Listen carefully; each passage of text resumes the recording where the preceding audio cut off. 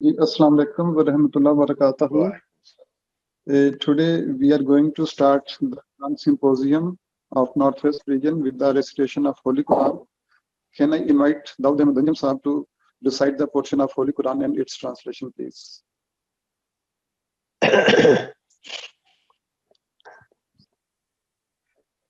أعوذ بالله من الشيطان الرجيم.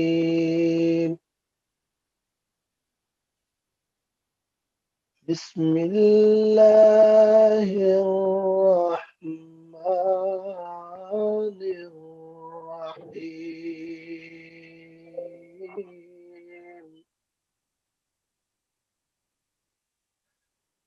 الله نزل أحسن الحديث كتابا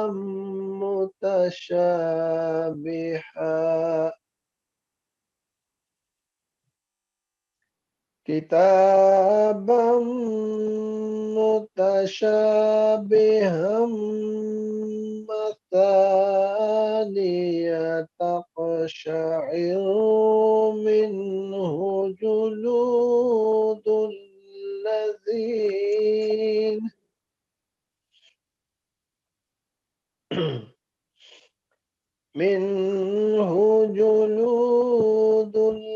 الذين يخشون ربهم ثم تلين جلودهم وقلوبهم إلى ذكر الله.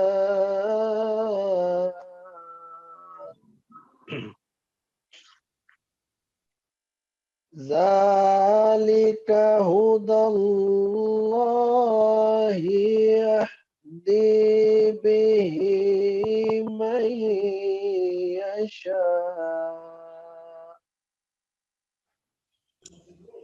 ومن يضلل الله فما له من هاد.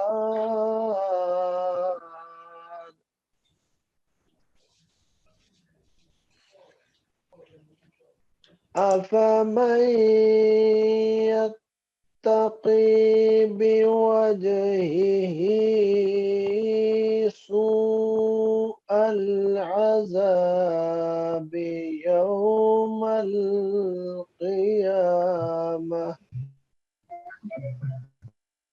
وقيل للظالمين ذوقوا ما كنتم تكسبون.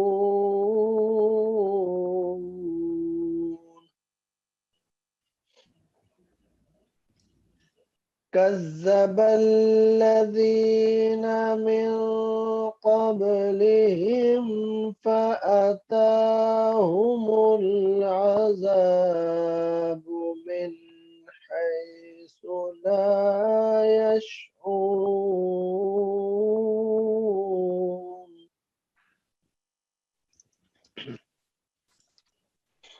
اب ان آیات کا ترجمہ پیش خدمت ہے. بیان فرمودہ خلیفۃ المسیح الرابع رحمہ اللہ. اللہ نے بہترین بیان ایک ملتی جلتی اور بار بار دہرائی جانے والی کتاب کی صورت میں اتارا ہے، جس سے ان لوگوں کی جلدیں جو اپنے رب کا خوف رکھتے ہیں لرزنے لگتی ہیں، پھر ان کی جلدیں اور ان کے دل اللہ کے ذکر کی طرف مائل ہوتے ہوئے نرم پڑ جاتے ہیں. یہ اللہ کی ہدایت ہے، وہ اس کے ذریعہ جسے چاہتا ہے ہدایت دیتا ہے، اور جسے اللہ گمراہ ٹھہرا دے تو اسے کوئی ہدایت دینے والا نہیں.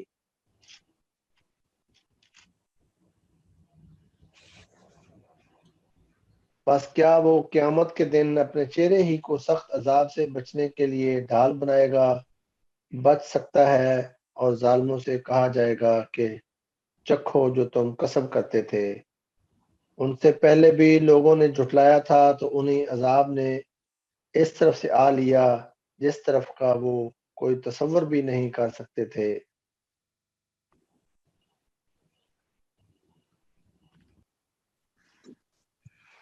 Jazakallah Daud Ahmed Anjum Saab for recitation of Holy Quran and its translation. Now can I request Abdul Ghalib Khan Saab to come and read an azam, please. السلام علیکم ورحمۃ اللہ۔ کلام حضرت مسیح موعود علیہ الصلوۃ والسلام۔ نور فرقان ہے جو سب نوروں سے اجلا نکلا، پاک وہ جس سے یہ انوار کا دریا نکلا، پاک وہ جس سے یہ انوار کا دریا نکلا۔ حق کے توحید کا مرجھا ہی چلا تھا پودا، حق کے توحید کا مرجھا ہی چلا تھا پودا، ناگہاں غیب سے یہ چشمائے اصفا نکلا، ناگہاں غیب سے یہ چشمائے اصفا نکلا۔ یا الہی تیرا فرقان ہے کہ ایک عالم ہے، یا الہی تیرا فرقان ہے کہ ایک عالم ہے، جو ضروری تھا وہ سب اس میں مہیا نکلا، جو ضروری تھا وہ سب اس میں مہیا نکلا۔ پہلے سمجھے تھے کہ موسیٰ کا سا ہے فرقان، پہلے سمجھے تھے کہ موسیٰ کا سا ہے فرقان، پھر جو سوچا تو ہر ایک لفظ مسیحا نکلا، نور فرقان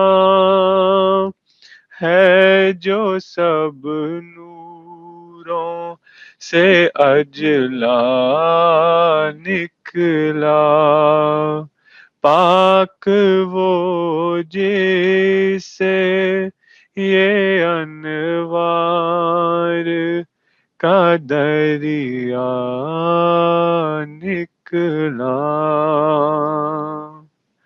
جزاک اللہ۔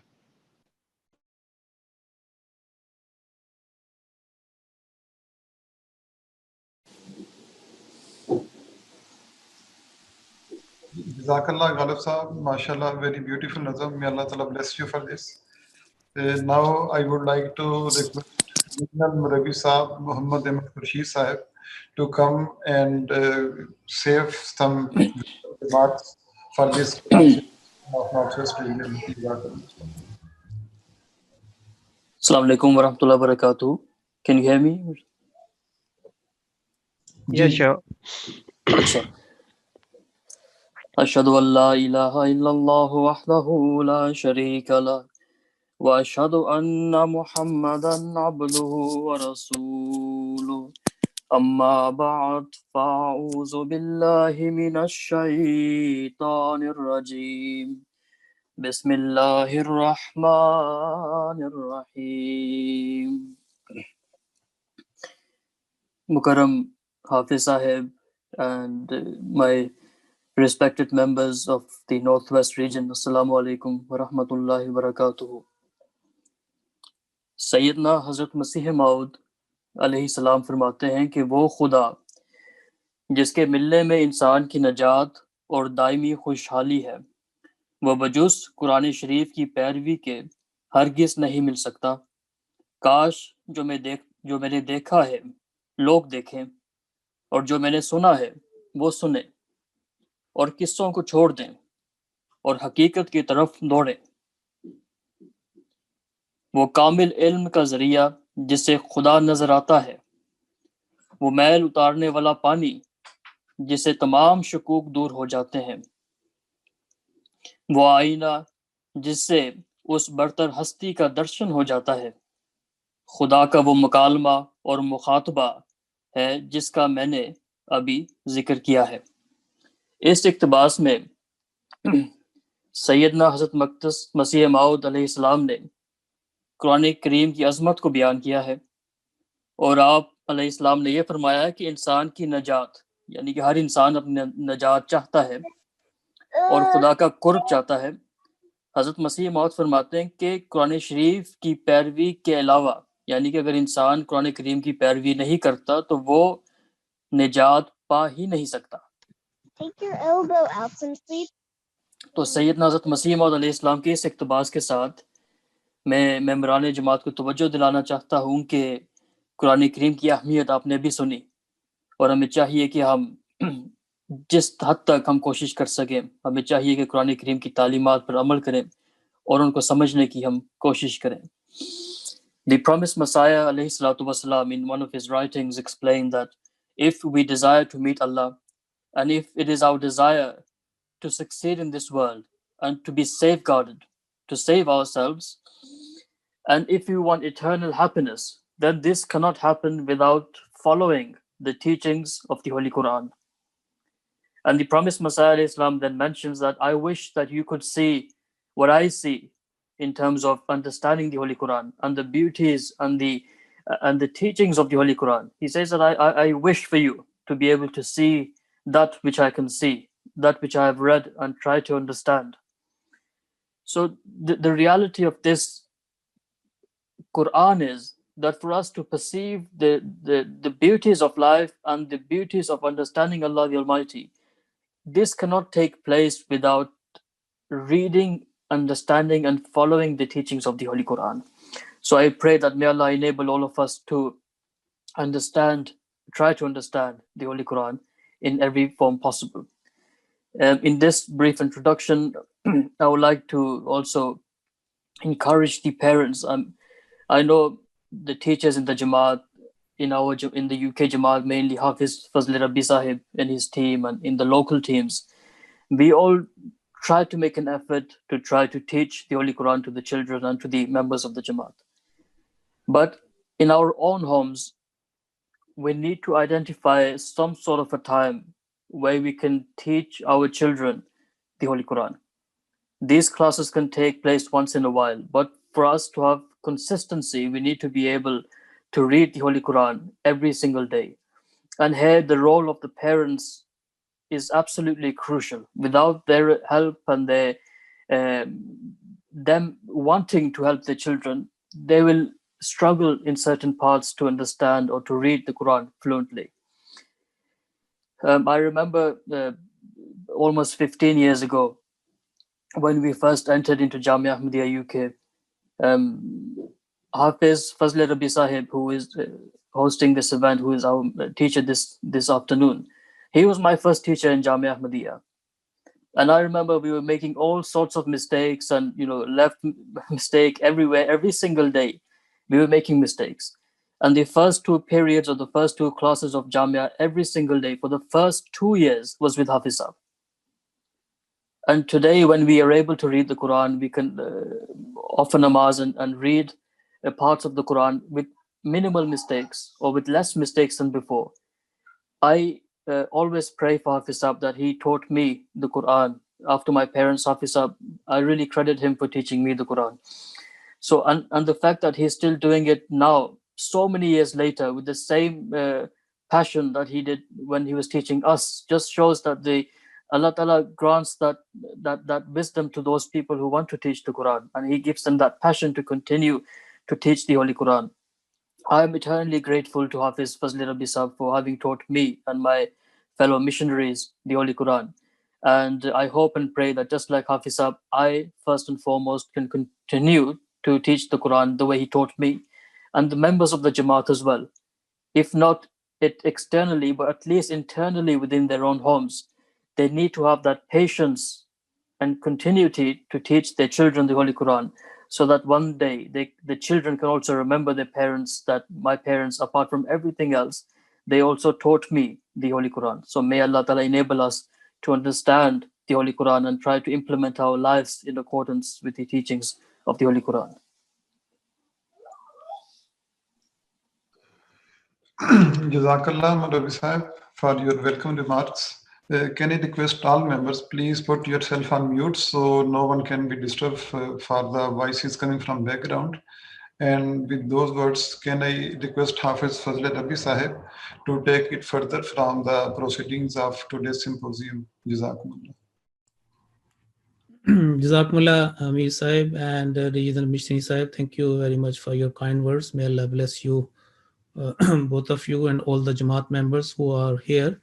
And I can see that we are now 67, so we were expecting a big attendance. We have the capacity of the 500, so I think the reminder could be sent, if possible, to attract more attendees. So, Aman Sahib, you would continue, please, with your... Yeah, next, can I invite respected Moeed Hamid Sahib and Rafi Shanwaz Sahib? Most common mispronounced word in the Salat. जी, अस्सलाम वालेकुम वरहमतुल्लाहि वबरकातुहू। तमाम मुअज़्ज़ज़ हाज़रीन की खिदमत में अस्सलाम वालेकुम वरहमतुल्लाहि वबरकातुहू। अऊज़ु बिल्लाहि मिनश शैतानिर रजीम, बिस्मिल्लाहिर रहमानिर रहीम। तो जो बाज़ मौका पर जो गलतियों का इम्कान होता है वो इंशाल्लाह हम यहाँ हाईलाइट करेंगे। ये आपके सामने लफ्ज़ है अल्लाहु अकबर। तो बाद दफ़ा तेरी में अल्लाहु अकबर, बाद दफ़ा इकामत में भी अल्लाहु अकबर अल्लाहु अकबर। तो यह अल्लाहु अकबर यानी वाव का टच ना हो, और अल्लाह लाम पर लाम जो डाला वर्टिकल फतह खड़ी ज़बर है, तो अल्लाहु अकबर। और काफ जो है वो थिन लेटर है, तो बड़ी का आवाज़ यहाँ पर कलकला ना हो जाए, अकबर ना हो, अकबर। तो हम आगे चलते हैं। दूसरा जो लफ्ज़ है, जब हम सना पढ़ते हैं तो जब जल्दी में पढ़ रहे हैं वतबारक कस्मों का वताला जद्दों का, तो ये है वतबारक कस्मों का। तो जो बा पर ज़बर है, फतह है और 7 अलिफ है, तो 2 सेकंड इसकी लंबाई करके वता नहीं, ता पर तशदीद नहीं है, वतबारक कस्मों का। तो आगे नेक्स्ट है जो आपके सामने लफ्ज़ आएगा, ये भी इसी तरह वताला जद्दों का। वताला जद्दों का ये गलत है, इसका अंदाज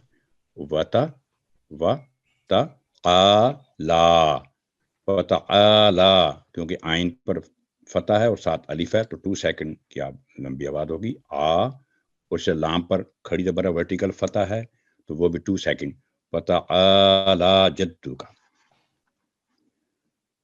आगे है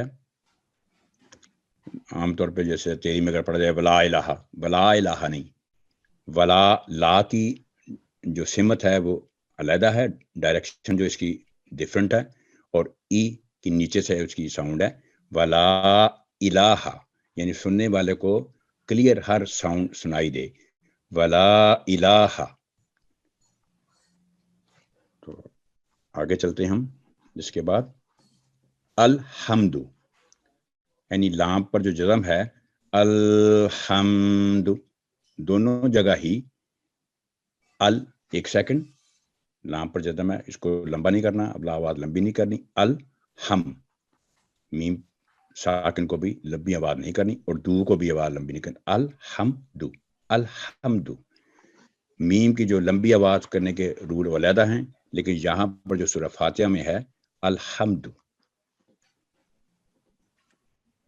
تو نیکسٹ ہے، بعض دفعہ پڑھے تھا مالک یوم الدین، تو مالک نہیں، میم پر ورٹیکل فتح ہے تو یہ ہوگا مالکی، ما کی آواز لمبی ہوگی 2 سیکنڈ، اور لی 1 سیکنڈ، اور کی 1 سیکنڈ، مالکی۔ تو یہ اس کا صحیح تلفظ ہے۔ اس کے بعد نیکسٹ ہے، بعض دفعہ پڑھا جاتا ہے یوم الدین، تو یو نہیں ہے کیونکہ واؤ جب فتح والے حرف کے بعد واؤ کے اوپر واؤ ساکن ہو تو یہ حرف لین ہے، تو یہ ہوگا یو، نرمی سے ادا کیا جائے گا، یو نہیں، یوم الدین، مالکی یوم الدین۔ اس کے بعد ہے تیری میں پڑھیں تو ایا کا نعبدو، ہم پڑھ دیتے ہیں ایا کا نعبدو، تو ایا کا نہیں، یا مشدد ہے اور ساتھ فتح اور ساتھ الف ہے، جو کہ 2 سیکنڈ یا پر آواز ہوگی اور ساتھ الف 2 سیکنڈ۔ ایا کا، جس حرف پر بھی تشدید ہو وہ ڈبل ٹائم ہمیشہ اس کا پڑھنے میں لیتا ہے، وہ ایا کا۔ تو اس کے بعد آگے ہے جو عام طور پر بعض دفعہ غلط انداز ہوتا ہے، نعبدو، نعبدو نہیں، یا نعبدو یا تلاوت میں ایاک نعبدو و ایاک نستعین، یہ نعبدو اس کی 2 کی آواز لمبی نہیں ہوگی کیونکہ دال پر ہے دمہ پیش دو، ایاک نع، آئین پر جو جزم ہے سکون کی علامت ہے، تو آئین کی آواز کلیئر ہونی چاہیے، نہ حمدہ بھی نہ بنے، نہ سختی نہ ہو، اور نمبر 2 مس بھی نہ ہو، نعبدو نہ ہو، نعبدو، نعبدو، ایاک نعبدو۔ اس کے بعد آگے ہے، یہاں بھی بہت عام طور پر یہ غلطی سننے میں آتی ہے، اہدے، تو ہا ساکن ہے، کوئی بھی ساکن حرف جس پر جزم ہوگی سوائے حروف قلقلہ کے جو 5 لیٹر ہیں قاف تا با جیم دال، ان پر اگر جزم ہو اور ان سے پہلے کسی بھی حرف پر فتح کسرہ دمہ زیر زبر پیش ہو تو پھر وہاں قلقلہ ہوگا، ان کے علاوہ کوئی لیٹر ساکن جو ہو اپنی جگہ سے ہلے نہیں، جوڑنا بھی ہے الف کے ساتھ، اہدینا الصراط المستقیم، تو یہ نہیں ہوگا، اہدینا الصراط المستقیم۔ اس کے بعد یہاں بھی نون ساکن جو ہے ان، یہاں اظہار کا رول اپلائی ہوتا ہے کیونکہ آگے اس کے آئین ہے، ان امتا، تو ان امتا نہ ہو، یہاں بھی آئین کو خاص طور پہ اس کا تلفظ کا دھیان رکھیں گے، ان امتا، تو یہاں بھی ان امتا نہیں ہوگا، میم پر بھی آواز لمبی نہیں ہوگی، ان امتا علیہم۔ آگے چلتے ہیں، یہ ہے جو علیہم نہیں ہوگا، اس کا تلفظ صحیح تلفظ ہے علیہم، لئی، یہ بھی حروف لین میں سے ہے، جب واو اور یا 2 لیٹر ایسے ہیں جب یہ ان پر سکون کی علامت ہو، جزم ہو اور اس سے پہلے حرف پر فتح یا زبر ہو تو یہ نرمی سے ادا کیے جاتے ہیں، لئی یا لو جیسے، تو علیہم، ہم کی آواز بھی لمبی نہیں ہوگی، لئی نرمی کے ساتھ، اور آئین کی رہے گی علیہم۔ آگے دیکھتے ہیں، یہاں بھی वलज़ा को सेपरेट पढ़ा जाता है और लीन को सेपरेट पढ़ा जाता है। हालांकि लाम पर तशदीद है, लाम मुशद्दद है, तो पहले वलद्दाल आप समझे कि आपने लाम तक पहले टच करना है। जब लाम तक पहुंच गए तो फिर लाम को थोड़ी देर उस पर स्टे करना है, उसको रोक के रखना है क्योंकि तशदीद है, उसका डबल टाइम होगा। वलद्दालीन, तो ये वलद्दालीन नहीं होगा, दोनों को इदगाम करेंगे इसका। वलद्दालीन। तो आगे है ये जो अव्वुज़ है, आमतौर पर पढ़ा जाता है आऊज़ बिल्लाह, तो इसमें बड़ी प्रैक्टिस की जरूरत है। सिंपल सी बात है कि अगर आप एक एक साउंड करके प्रैक्टिस करेंगे तो कुरान करीम की जो दुरुस्तगी बहुत आसानी से हो जाएगी, सही तलफ़्फ़ुज़ आपके सामने आ जाएगा। अलिफ पर फतह आ, आइन पर दम्मा पेश साथ वाव पर जज़म ओ, तो ये हो गया आ ऊ। जाल पर दम्मा पेश जू, बात लंबी नहीं होगी 1 सेकंड की। आ 1 सेकंड, ऊ 2 सेकंड और जू 1 सेकंड। आऊज़ 3 साउंड हैं, तीनों आपने सेपरेट करके बोलने हैं, तो बड़े आराम से ये तलफ़्फ़ुज़ का तलफ़्फ़ुज़ सही हो जाता है। थोड़ी सी कोशिश की जरूरत है और मेहनत की जरूरत है इंशाअल्लाह ताला। आगे चलते हैं। हाँ जी, मिनश जैसे हम तवज़ पढ़ते हैं, ये भी तवज़ में आता है। आऊज़ु बिल्लाहि मिनश शैतान, ये तौं, ये भी तलफ़्फ़ुज़ गलत है, गुन्ना इसमें कहीं नहीं है तौं। और इसके अलावा थोड़ा सा क्योंकि थिक लेटर है, पुर करके पढ़ेंगे मिनश शैतान, ये तो वाव भी टच नहीं करेंगे, मिनश शैतान ना हो, ना मिनश शैतान हो, ना मिनश शैतान हो, मिनश शैतानिर रजीम। तो ये भी प्रैक्टिस करने से इंशाल्लाह सही हो जाएगा। आगे है, जब हम नमाज पढ़ते हैं तो उसमें बाद दफ़ा बड़ी तेज़ी कर रहे होते हैं, तो हुक्म ये है कि जब नमाज पढ़ी जाए तो कम से कम यानी कि ये हो कि आप ये समझें कि आप खुदा को देख रहे हैं। अगर ये नहीं तो कम से कम ये ज़रूर हो सॉरी कि खुदा आपको देख रहा है। खुदा ताला से राब्ते का सबसे बेहतरीन और मजबूत ज़रिया नमाज है। तो जब हम खुदा की हस्ती के सामने पेश हों तो हमें सोचना चाहिए कि हमें नमाज किस अंदाज में अदा करनी चाहिए। तो ये बात सुभान रब्बिल अज़ीम, ये नहीं, सुभान रब्बी यल अज़ीम, सुभान रब्बी पहला साउंड रब्बी, फिर यल, या पर फतह है, ज़बर है, लाम पर जज़म है, यल, रब्बी यल अज़ीम, सुभान रब्बी यल अज़ीम। तो उसके बाद जब है रुकू से खड़े होते हैं तो समी अल्लाहु लिमन हमिदा, तो ये हमिदा नहीं है, समी अल्लाहु लिमन हमिदा, क्योंकि हा जब वहाँ वक्फ होगा, हा पर होगी सुकून की अलामत, तो दा नहीं होगा, दा तो किसी रूप में होगा, दा, हमिदा। आगे चलते हैं।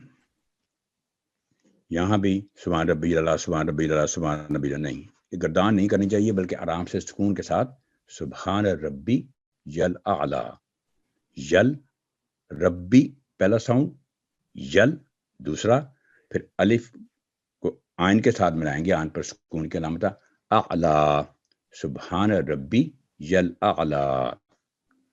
तो ये आगे इसके है, यहाँ भी बाज़ दफ़ा गलती होती है, अत्तहियातो, तो ये देखा जाए तो अत्तहियातो नहीं है, हा के नीचे कसरा है, ज़ेर है, तो अत्तहियातो लिल्लाही, तो ये इसकी करेक्शन है। आगे है, हाँ जी, जब तेरी में पढ़ा, ये भी अय्युहन नबियो या अय्युहन नबियो, दो तरह गलती हो सकती है, यानी बा की आवाज़ या की वजह से लंबी भी कर सकता है बंदा गलती से, या नबियो यानी या वैसे ही लफ्ज़ खत्म हो जाए।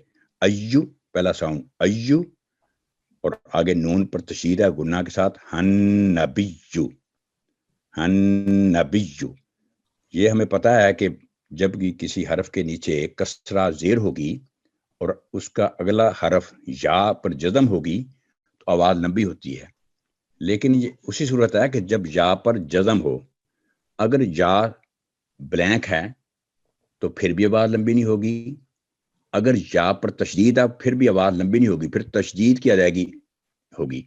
بیجو، یا کی دو اس کے ایکشن ہوں گے، پہلے بیج، پھر اوپر جو علامت ہے پیش ہے دمہ ہے یو، بیجو ایہا النبی. آگے دیکھتے ہیں.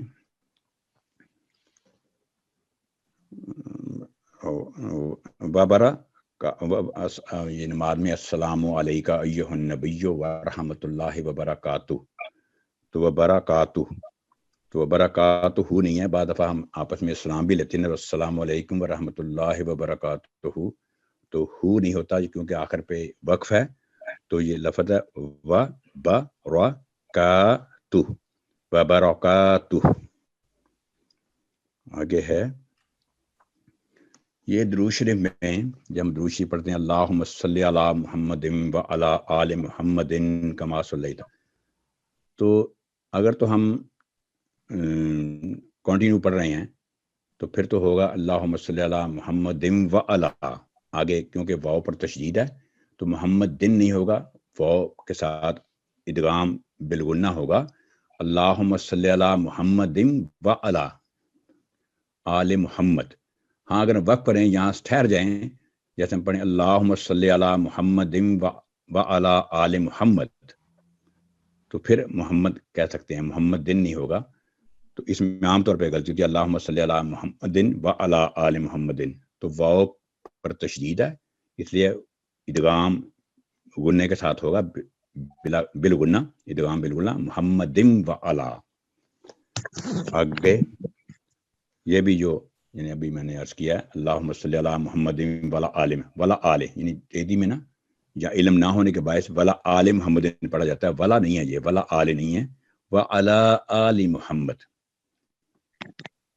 اللہم صلی علی محمد وعلی آل محمد. آگے یہ میرا خیال دوبارہ آ گیا بارکتا، کاف تھن لیٹر ہے، بارکتا، بارکتا کلکلا نہ ہو کاف پر. اوکے یہ جو ہے یہاں بھی عمومی طور پہ غلطی ہوتی ہے، ربی جعلنی پڑھا جاتا ہے ربی جعلنی، تو یہ ربی جعلنی نہیں ہے، با پر تشدید ہے اور آگے جیم پر سکون کی علامت جزم ہے، تو یہ ساتھ جوائنٹ ہوگا، رب بج کلکلا بھی ہوگا، رب بج النی.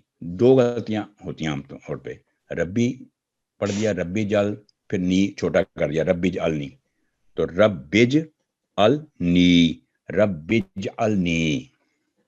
آگے یہاں پر مقیم الصلاۃ بعد ہو جاتا ہے مقیم الصلاۃ یا مقیم الصلاۃ، تو یہ ہے مقیم الصلاۃ. جب ہم نماز یاد کریں دوبارہ ایک دفعہ اس کو دیکھیں کہ کس حرف پر دمہ ہے، کسرہ ہے یا فتح ہے، تو یہ مقیم الصلاۃ یعنی مصلاۃ نہیں ہوگا، نہ مکی ہوگا، یہ ہوگا مقیم الصلاۃ. آگے چلتے ہیں. یہ بھی تیری میں پڑھا جاتا ہے ذریاتی، تو ذریاتی نہیں ذریہ، یعنی پہلا ساؤنڈ جو بن رہا ہے زال، را اور جا. زال پر پیش ہے دمہ اور را پر تشدید ہے ساتھ کسرہ، پھر جا پر تشدید ہے، تو یہ تین لیٹر مل کے ایک ساؤنڈ بنے گا ذریہ تی. تو تی کے بعد لمبی ہوگی کیونکہ کسرہ کے بعد تا کے نیچے کسرہ آگے جا پر جزم آ گئی ذریتی.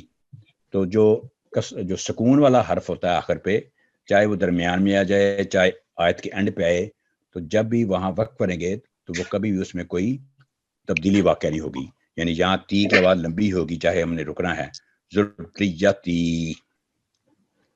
تو آگے یہاں کیونکہ اگر فوری طور پہ دیکھا جائے تو ربنا ہے، تو یہ تو ہمیں پتہ ہے کہ अलिफ ब्लैंक हो और उससे पहले हरफ के ऊपर फतह हो तो 2 सेकंड की आवाज लंबी होती है।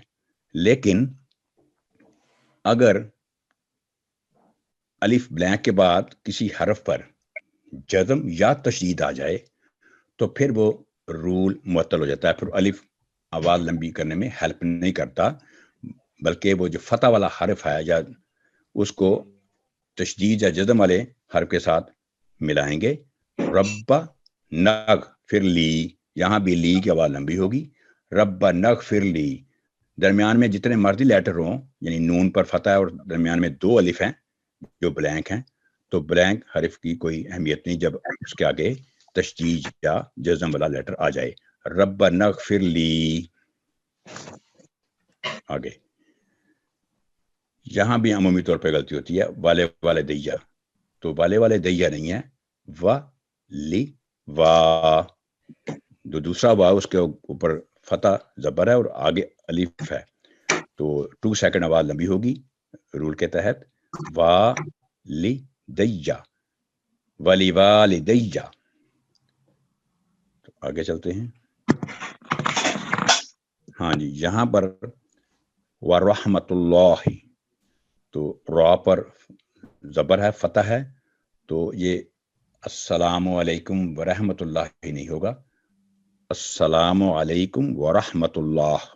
तो यहाँ जब हम वक्त पर जब रुकेंगे तो व रहमतुल्लाहि नहीं होगा, पढ़ा जाएगा अस्सलामु अलैकुम व रहमतुल्लाह। आगे चलते हैं। Jazakallah Rafi Sahab. Now Assalamu alaikum warahmatullahi wabarakatuh. My name is Mueed Hamid. I will take you through all these words once again in English for all those participants who does not understand Urdu. It would be helpful to just go through these words quickly in English as well. So the first word is Allahu Akbar. So Allah is a thick letter, Lam is thick letter, Allahu Akbar, and there is no vowel in it. So the most mispronounced sometimes it is Allahu Akbar. So it's not Akbar, it's Allahu Akbar. The next word is Watabaraka.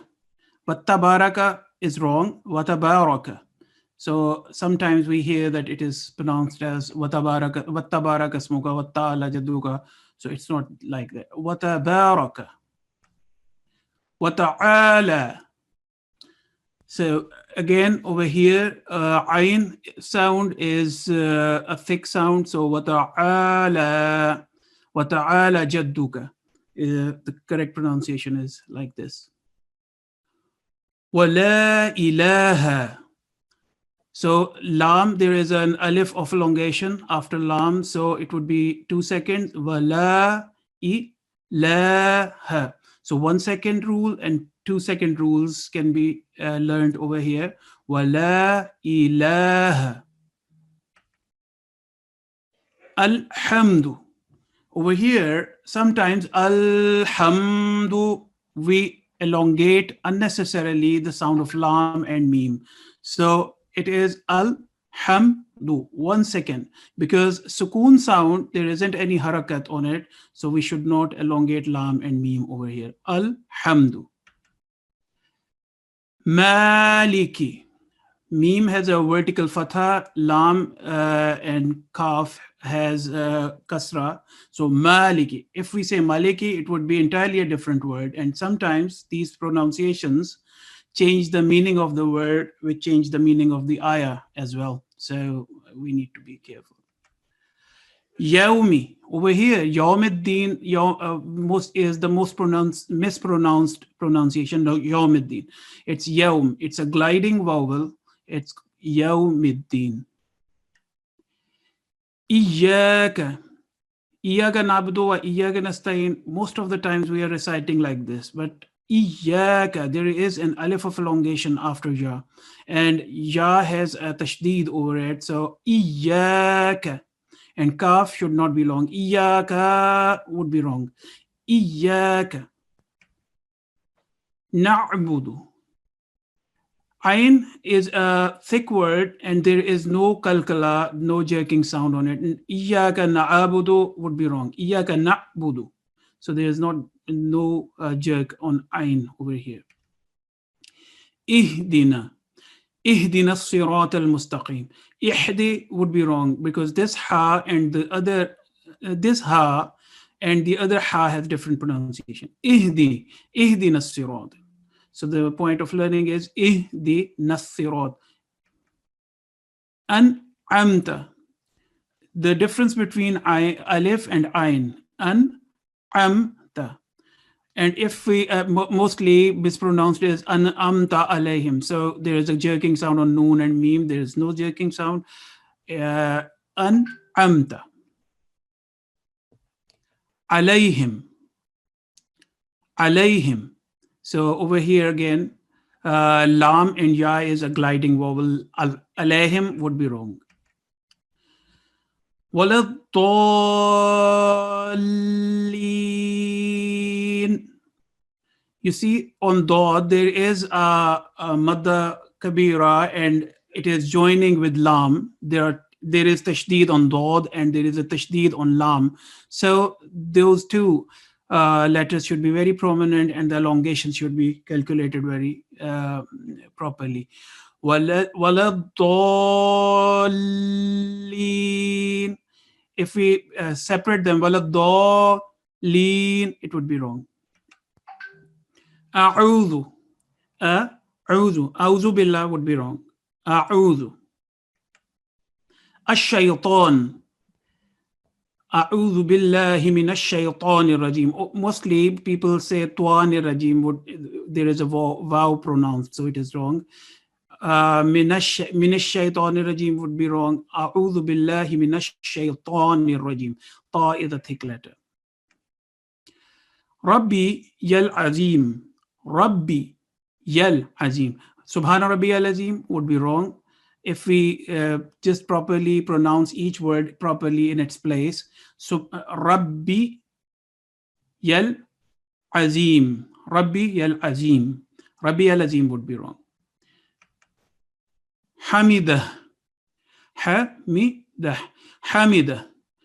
Sami Allahu liman hamidah. Similarly, Rabbi yal a'la. Subhana Rabbi yal a'la. Subhana Rabbi yal a'la would be wrong. Rabbi yal a'la. Mostly we pronounce it like Atahiyatu lillahi wa salawat. It's not like that. Ta has a shadda on it. Ha with kasra and ya is again with tashdid. At-tahiyatu. At-tahiyatu would be wrong. At-tahiyatu is the correct pronunciation. Ayyuhan nabiyyu. There are three mushaddad letters in it. Ayyuhan nabiyyu. Ha is joining with noon. Ayyuhan nabiyyu. 2 seconds on each tashdid letter, mushaddad letter. Ayyuhan nabiyyu. Wa barakatuh. In salam we say assalamu alaikum wa rahmatullahi wa barakatuhu. So that inverse dhamma at the end is not pronounced. Wa barakatuh. And kaf has an alif of elongation, so the sound would be 2 seconds. Wa barakatuh. Similarly, Muhammadin, ha sound and the mushaddad sound of meme should be very prominent. And when it is joined with wa'ala, then there would be a tashdid on waw over here. So it would be Muhammadin wa'ala, and lam has a yaw of elongation, so and vertical fatha, so it would be long. وَعَلَىٰ آلِ مُحَمَّدٍ. Barakta. Over here, ba has an alif of elongation in front, so there will be 2 seconds. Barakta. There is no jerking sound on kaf. Barakta would be wrong. Barakta would be the correct pronunciation. Rabbij alni. Rabbij alni would be wrong. Rabbij alni. Ba is joining with Jim. Rabbij alni is correct pronunciation. Muqim as-salah. Muqim as-salati. Over here, Muqim as-salati would be, most of the times we're saying in flow, Muqim as-salata, Muqim as-salata, Muqim as-salata. Muqim as-salata would be wrong, Muqim as-salata would be wrong. Muqim as-salata is the correct pronunciation. Zurriyati. Again, over here, there are two mushaddad letters, and throughout this lesson, we are learning that wherever there is a mushaddad letter, we have to give it due protocol and 2 seconds stress on that word, on that letter. Zurriyati. Ra is joining with ya, so zurriyati. And ta has a ya of elongation because there is a sukoon on it, so it would be long. Zurriyati. If we say zurriyati, would be wrong. Zurriyati is the correct pronunciation. So similarly, the next word is Rabb naghfir lana. Again, ghain is a thick letter, but it is not a jerking sound. Rabbi naghfir lana would be wrong. Rabba naghfir lana. Rabba naghfir lana. Rabba naghfir li. Over here, Rabba naghfir li is the correct pronunciation. And at the end, again, lam has a yaw of elongation with a jazm on it. So it would be 2 seconds or long. Again, most of the times we hear wali walidayya, wali walidayya. It's wali walidayya because there is an alif. It will elongate the sound of wa 2 seconds. Wali walidayya. Wali walidayya would be wrong. Wali walidayya is the correct pronunciation. Lastly, when we end our salat, we say Assalamu alaikum wa rahmatullah. Assalamu alaikum wa rahmatullah. Assalamu alaikum wa rahmatullah is the quickest possible way, but when we are saying our prayers with full protocol, at the end, when we are coming out of the prayer, wa rahmatullah. Again, lam is lam jalala, it's Allah, and it would be a thick sound. Wa rahmatullah. And ha in the middle and ha at the end are two different sounds. Ha and ha. These are the two sounds which needs to be learned while reciting the Holy Quran. So I hope that most of the points we have discussed in this presentation, you already know. But we have kids over here as well, and all of us are learning throughout our life. And whenever we are saying our prayers, if we are saying it in the correct pronunciation and we are putting our full heart into it, it will help us to gain more presence, and we will see that Allah Ta'ala hears our prayers even more. Jazakallah. I will hand over the mic and I'll turn off my screen from here and I'll hand over the mic to Hafiz Saab.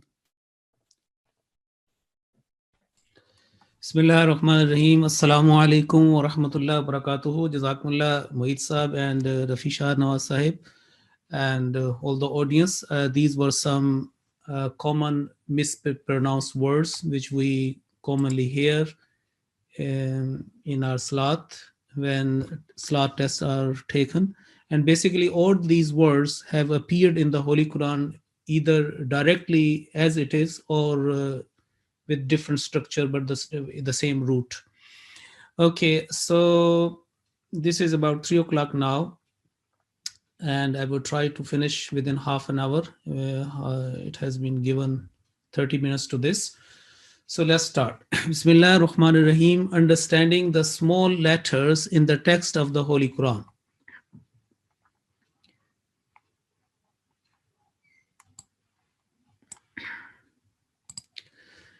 Now we know that the Holy Qur'an is the protected word of Allah the Almighty. And this is the only scripture which is being safeguarded by and protected by Allah the Almighty. And the promise was given that I will protect its message, its words from every angle. I will safeguard this ultimate message. So when we read the Holy Quran from Bismillahir Rahmanir Rahim to the last verse, Minal Jinnati wan Nas, we find that there is a continuous flow of the message and the rhythm and all that is connected. Though different verses are coming, small verses, medium-sized verses, long verses, and different patterns, rhythm, and different surahs are coming, 114 chapters, but there is a continuous flow and the message is continuous. But the Holy Quran has been divided into surahs, the chapters and the verses by Almighty Allah. And this textual division is basically a great blessing by Allah the Exalted upon the believers, because we are the humans, we have certain limitation. We have not enough long breath that we could continue from right to, from start to the end in one go. We have to take the breath inside. So Allah the Almighty has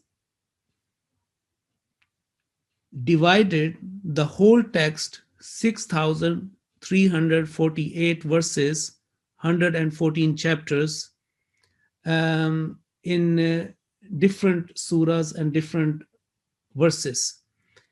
And as I mentioned, that there are some small verses, some medium-sized verses, and the longest verse, if you can see that verse number 283, is in Surah Al-Baqarah, the longest, the more than one page.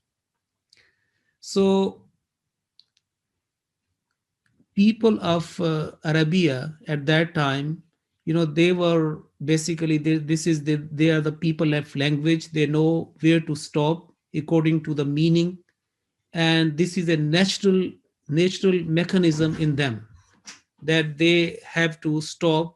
And for the others, those who are outside of the Arab world or their first language is not Arabic, so later the scholars of the Quran, the experts of the Quran, they introduced some poses, some signs, alamatul waqf, or it is commonly understood rumuze awqaf. So rams is a one word, its plural is rumuz or alamat or alamat. So alamatul waqf. So these are the signs of pausing which have been introduced in scripture. In South Asian countries, the Southern Asian countries like Indo-Pakistan and neighboring countries, we find that quite in every verse we find some pause signs, but minimal signs we can find those mushaf or masahif which are printed in Arab world. So the Holy Quran has been written with a special writing style, and it is called Rasmul Khat. Ras means to write, and Khat, in the way it is written, a special way of writing, and that is called in terminology Rasmul Khat. So the presentation is about the small letters in the text of the Holy Quran. When I say small letters, it means that the rumuzu awqaf or alamatul waqf, the pause signs, have been introduced or have been inserted in the text with small letter, not a normal size or as the text of the Holy Quran, but as an ishara or a sign like a mark, punctuation mark. If you can say that in English, punctuation mark, like we find that is a comma, colon, or colon, or full stop, or interjection, so and so. So these are the punctuation marks in the Holy Quran, so that the people who are listening to the Holy Quran, they know what reciter is saying and where he has made a pause, and the meaning is clear. And similarly, a person who is unable to read the Holy Quran with translation as its first language, and they do not know where to stop and where to start, so these punctuation marks, or alamatul waqf, are great help for most reciters of the world, because a majority of Muslims are where their first language is not Arabic, and they have to read and write and understand the Arabic as a second language. So let's start with these letters. We know that there are 29 letters in Arabic alphabet, starting from Alif to Ya, and there are 3 sets where we can find in the Holy Quran. Like, for example, Jim, that is a small letter, we can find Za, Sin, Sod, Ta, Qaf, and Mim. These are found in the text of the Holy Quran, within text, either in between a verse or at the end of a verse, meaning where is the verse ending and there is a sign, even there's a box, small box, or a circle, and they are mounted upon over the verse ending. So these are Jim, Za, Sin, Sod, Ta, Qaf, Mim. And we have to understand what is the logic behind that, what is the meaning of this ishara or isharatul waqf. Then we can find also a combined ishara, meaning where the 2 letters or 3 letters or 4 letters come together and make a word.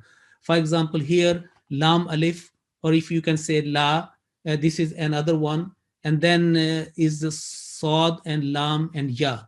It is called Sili, or sometimes Sila, but Sili is both versions are okay. Then we can find this Sakta, these are Sin, Kaf, Ta, and Ha. This is one word. And then Waqfatun, Waqfa, we can find this one.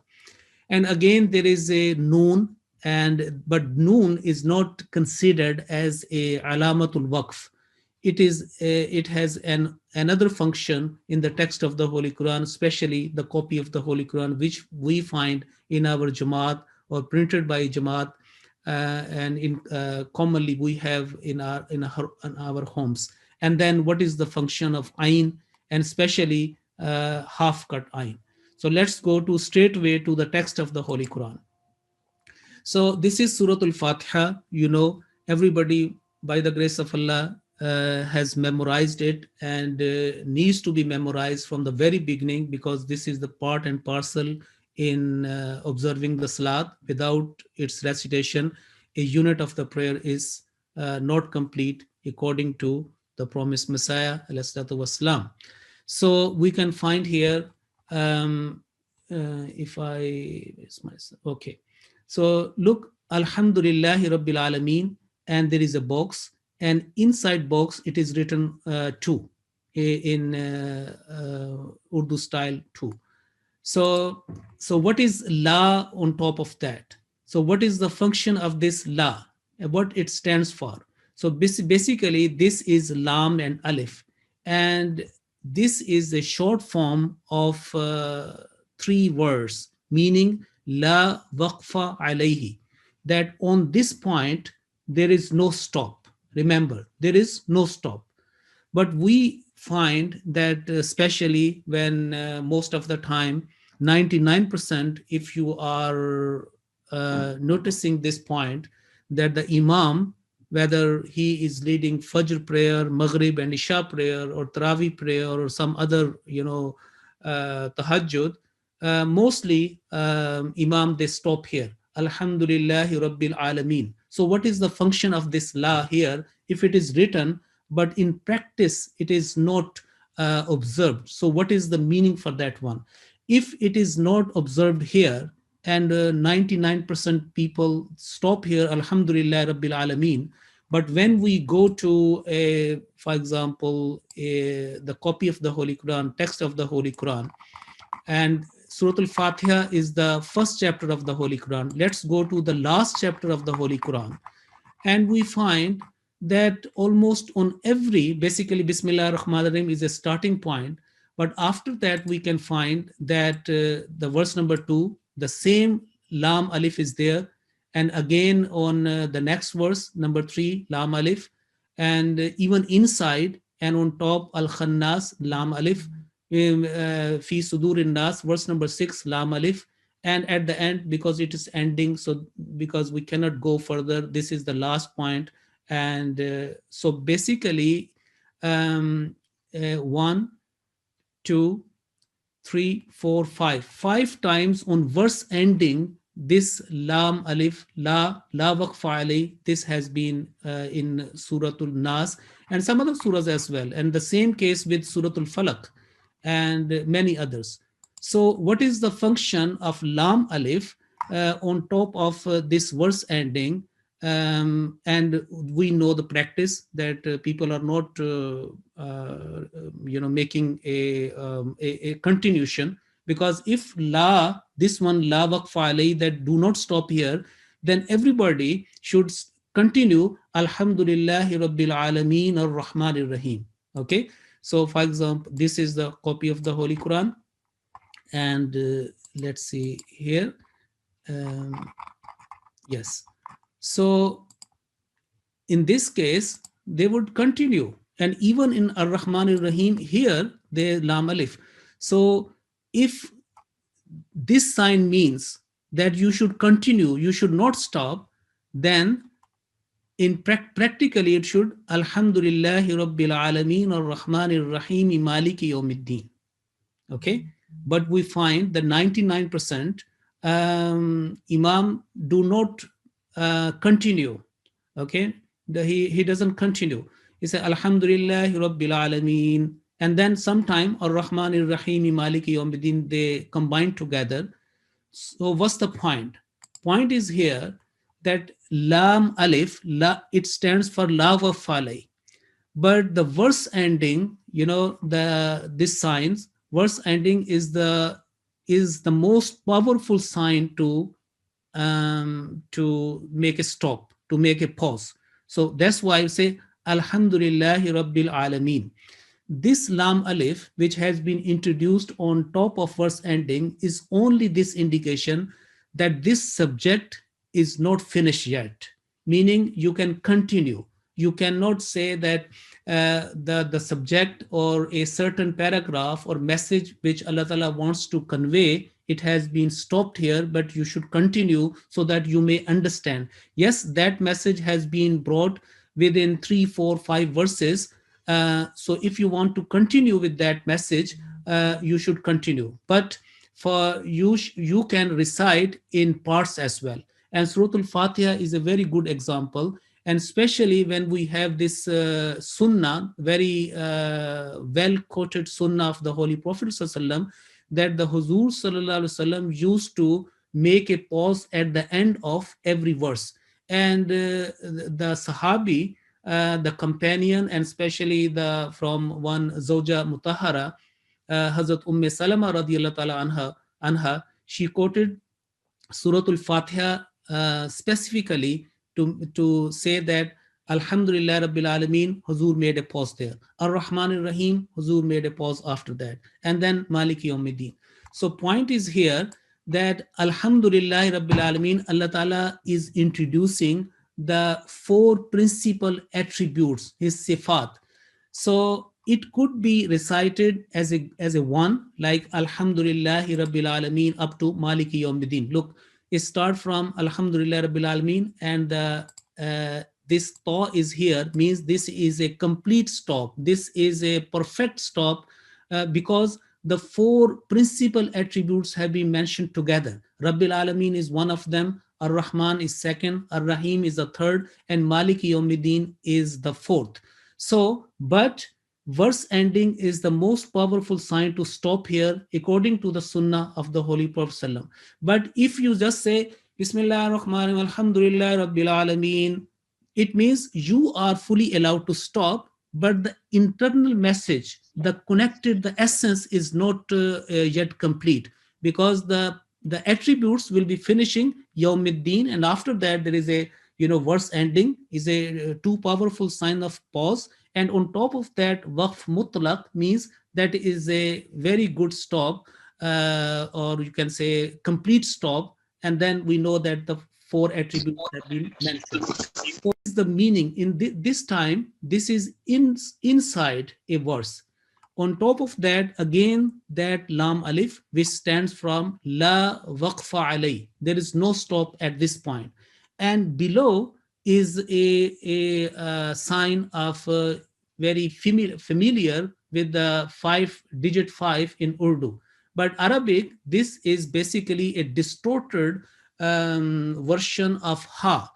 Actually, Sirat al-Lazina Namta alayhim, a school of thought considers that here the verse number 6 is ending, because they are not considering Bismillah ar-Rahman ar-Rahim as verse number 1. So they start Surah Al-Fatiha for counting Alhamdulillah Rabbil Alameen, and An'amta alayhim, they count as a verse number 6. So basically, we know that where this box has come from. For example, this box or other box. First of all, in the beginning, when the Holy Quran was being written, there was no introduction of any, in the Rasmul Khat, in the writing of any Rumuzu Aqaf or Alamatul Waqf. No, there was no Jim, no Ta, no Za or Sin or like that.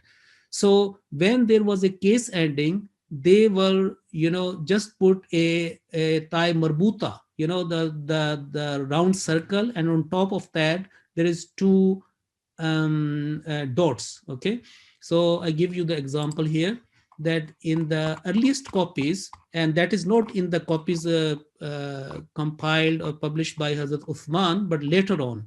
So I give you the example here, that in the beginning, later on, when the Holy Quran was copied, they just put as a sign of verse.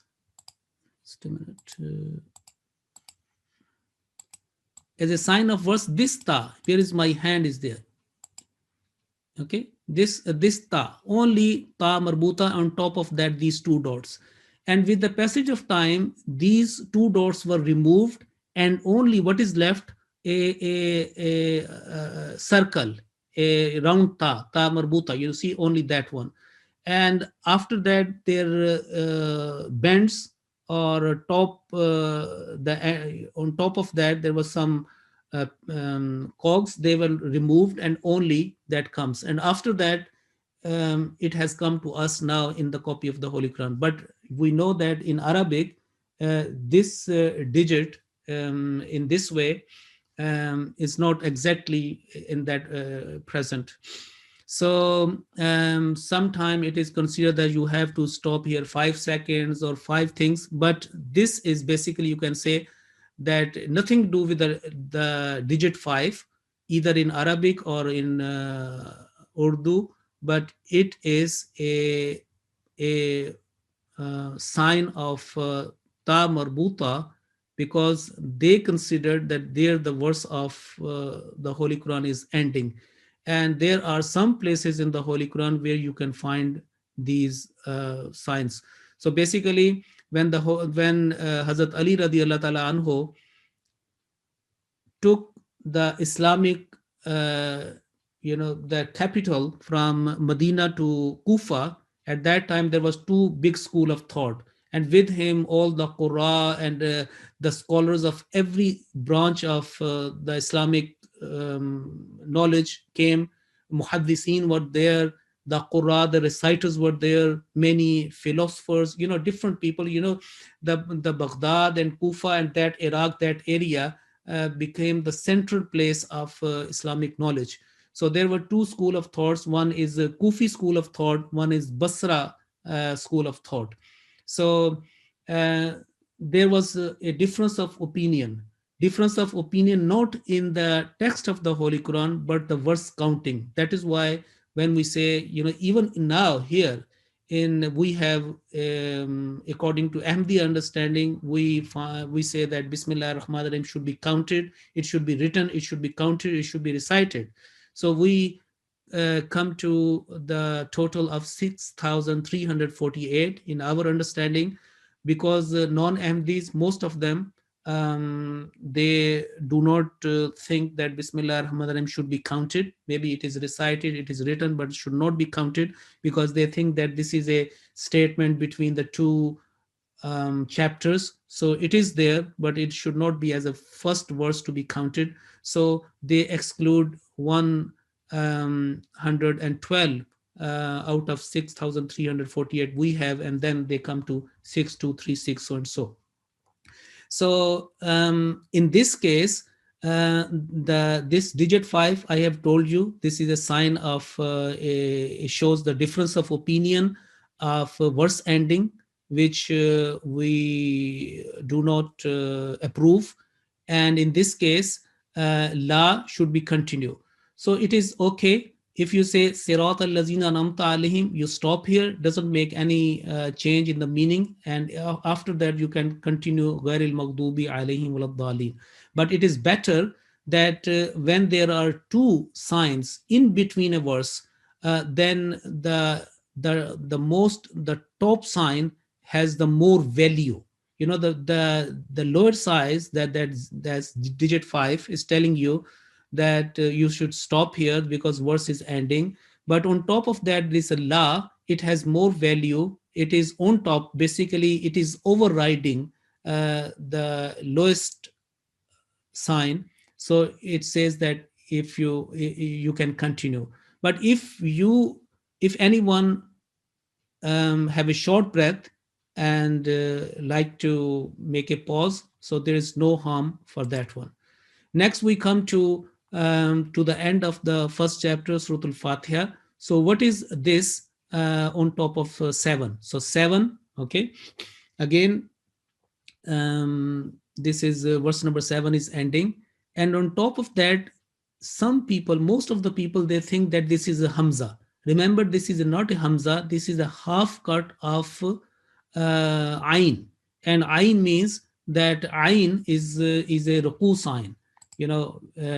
Copy of the Holy Quran, you can find here, this is Ain, and on top of that there is a digit, and again in the belly its content is 8, meaning in this Ruku there are 8 verses, and 1 is the sign of that part, and then the sign of this chapter as well.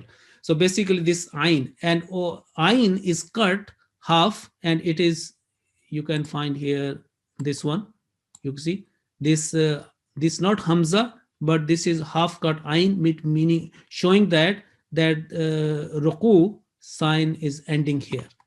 And if you continue with this Ruku number 2, you can find here again that in this Ruku there are 13 verses, and the chapter number and verse number, the para number, the part number has been mentioned here. So this is about Ain, half cut Ain, showing the Ruku sign.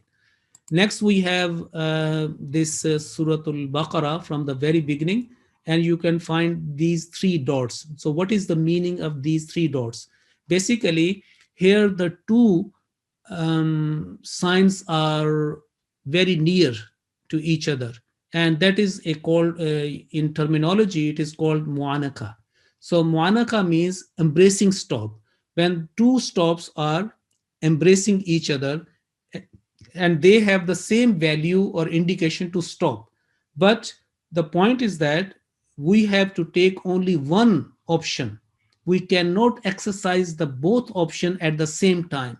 Now in this case, Dhalikal Kitabu La Raiba, and after that there is a 3 dots, it means mu'anaka. Okay, so the 2 people, like we make a mu'anaka, we embrace in mulaqat, in meeting, and then the deciding factor. So this is a sign of a mulaqat, So dhalikal kitabu la raib, either you stop here. And after that, again, there is an indication that fihi, and then there is a monka stop here. So either you say dhalikal kitabu la raib, stop, and then fihi hudal lil muttaqin, continue. But you cannot exercise the both things in the same time. Like dhalikal kitabu la raib, and again you say fi, that will be wrong. So what is the point here? To understand that on top of that, this is waqf al-mu'anaka, embracing stop, and below is sad and lam, and it is called sili, and sili means al-waslul aula, means the joining is preferred, and jim stands for waqful jais, means permissible stop.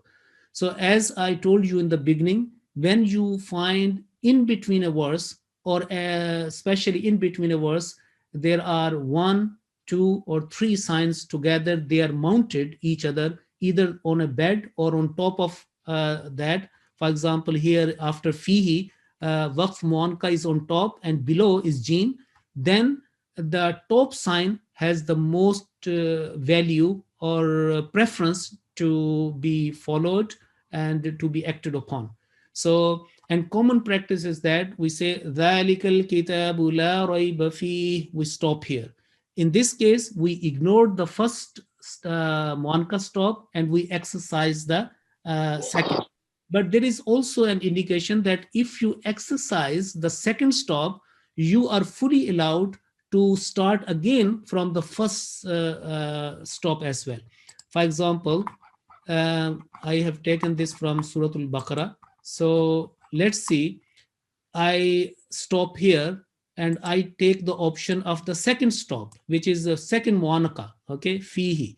I say, dhalikal kitabu la rayba fihi. But now there are 2 conditions. Either I continue after that, hudal lil muttaqin, because this is an embracing stop, and the meaning could be very clear as well in this way as option if I take starting from the first point of muanka.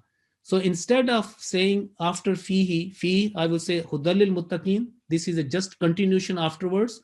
Or in these examples, in these places, I take the option to start again from the first muanka. So that will be, in this case, that will be ذَلِكَ الْكِتَابُ لَا رَيْبَ فِيهِ هُدًى لِلْمُتَّقِينَ. The meaning is clear in both ways. Okay, that is the meaning of the muanqa. And good thing is that the muanqa that is also written on the margin as well, on the hashia, on the margin as well. So this is another indication that you should look for this sign and do accordingly. So that is about the waqf muanqa, and then we come to this one. So this is again in Surah Al-Baqarah, verse number 6, and this is qaf. So what is the meaning of qaf? Qaf means it is a short form or abbreviation of the 3 words. Qila alayhi al-waqf. It is said that stop is here, meaning it is being suggested, that it is said, it is noted, it has been narrated by the scholars, by the reciters, by the Qur'an, that stop is permissible. You can stop. It is better you continue ulaika ala hudam min rabbihim wa ulaika humul muflihun, because the message will be more clear. Okay, but if you are reading in a stretched mode, and especially children who have the short breath in the beginning because they are practicing, so there is no harm if you say ulaika ala hudam min rabbihim, stop here, and after wa ulaika humul muflihun, meaning you cannot, there is no need for you to join some words or connect some words from the back. Ulaika ala hudam min rabbihim, there is no need to say mir rabbihim wa ulaika humul muflihun. You just say mir rabbihim, stop, wa ulaika humul muflihun, because this qaf in between Rabbihim wa ulaika qaf is a short form of the three words qila alayhi al-waqfu. It is said, it is said, waqf, pause is here. Now, this is about qaf. Now we go to this ta. Now, ta is a very common sign, a very powerful sign. I would say that the category of the intensity or its strength is the third one of the Quran. The top is the verse ending, like for example, here is the verse, yu'minun, and this is a box or, circle. This is a powerful sign for stopping. And after that, there is another one, meme, small meme, and that is waqful lazim, the compulsory stop. And in the strength of pausing, the third most important is ta, which is here. Wa'ala sam'ihim, ta means waqf mutlaq, is a complete stop, and the message is quite clear, and you are fully allowed to, this is not compulsory stop, remember. This is not a compulsory stop, but this is a good stop. This is a desirable stop because the meaning is quite clear. Khatamallahu ala qulubihim wa ala sam'ihim. Khatama, basically that verb which is applied upon qulubihim, hearts, sam'ihim, their hearing. And then a new connection and message is given, wa ala absarihim ghishawa. Remember, some people, they think that this is a pun, ala qulubihim wa ala sam'ihim wa ala absarim. This is basically connection to the back. Yes, there is a connection, but wa ala absarihim is an independent upon ghishawa, that upon their eyes, upon their sighting, there is a ghishawa, there is a curtain. They cannot see the spiritual light of the message of the Holy Quran. So this is ta, and now we come to this za. Okay, za means al-waqful mujawwaz. Za has been taken from mujawwaz, and we know that mujawwaz means proposed. So al-waqful mujawwaz means this is a place of the proposed stop. The stop has been proposed. You are fully allowed to make a pause if you like to, if you have a short breath, if you are reflecting the message. وَعَلَىٰ أَبْصَارِهِمْ غِشَاوَةٌ. At that time, ghishawa, this ta, the two dots will be removed, and only the ha will be there. And the ha, like a Sami Allahu liman hamidahu, hamidah. So similar, ghishawa. Now, this za is a proposed stop, and I have taken this option. I would say وَعَلَىٰ أَبْصَارِهِمْ غِشَاوَةٌ. But if I do not approve that proposed stop, because the proposal was made, but this is up to me whether I accept it or reject it. So I say, okay, if I am doing that in a mujawwad style, in a very slow recitation, in a stretched mode, I would like to stop here so that I would, my breath is not compromised. And at the end of the verse, up to Azabun Azim, I am not short of breath. But if I am doing a continuous recitation in a faster mode, like in Salat or in Taraweeh, I would say I would start from وَعَلَىٰ أَبْصَارِهِمْ up to وَلَهُمْ عَذَابٌ عَظِيمٌ in one go. It is easy for me. So even for children. So what will happen here? Now remember, ghishavatun is producing a nasal sound.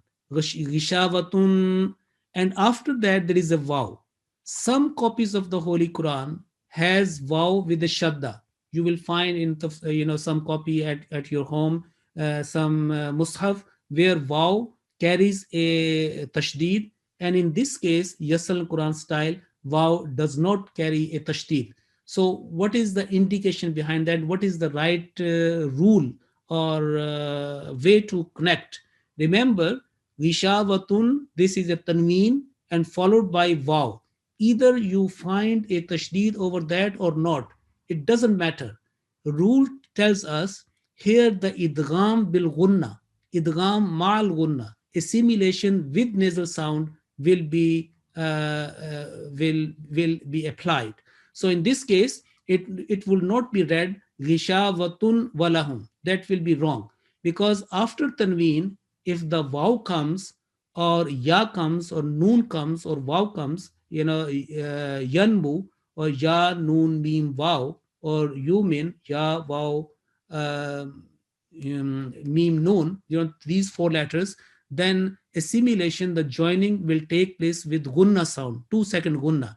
So either you find waw with a shadda or not, doesn't matter. So right pronunciation in the continuation will be ghishavatun walahum, and the same rule will be applied anywhere in the copy of the Holy Quran, in the text of the Holy Quran, where you find a tanween and the next letter either waw, ya, noon or mim, assimilation will take place regardless it carries a shadda or not.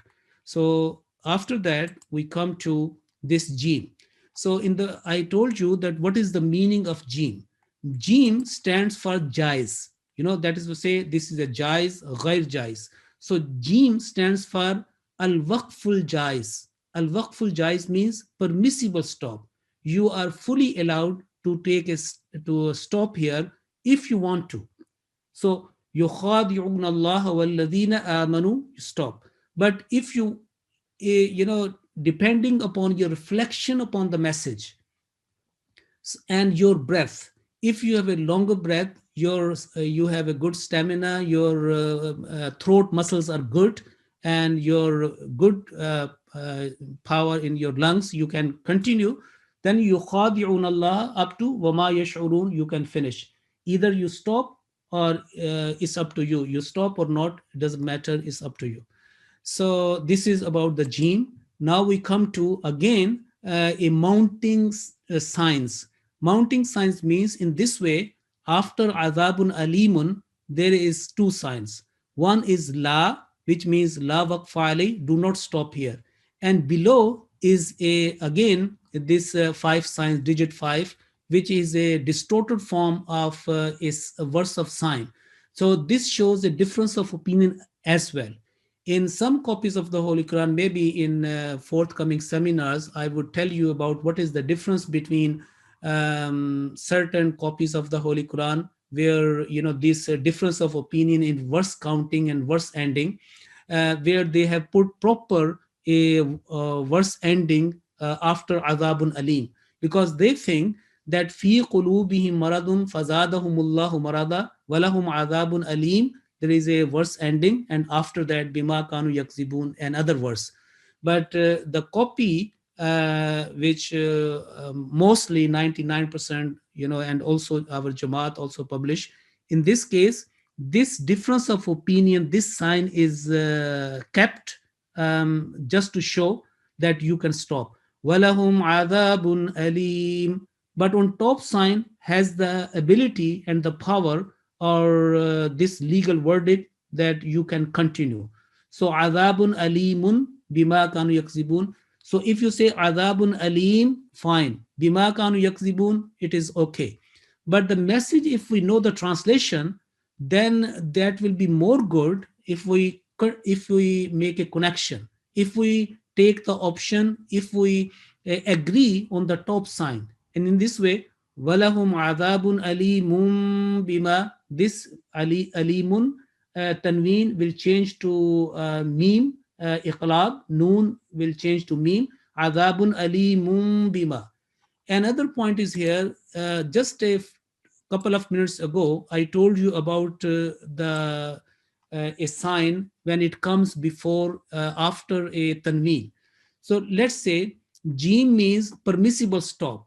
Now, somebody say, okay, I do not agree with this one. This is a permissible stop, jais stop, but I want to continue. So what will be the right pronunciation? Maradan walahum, because waw does not carry a tashdid.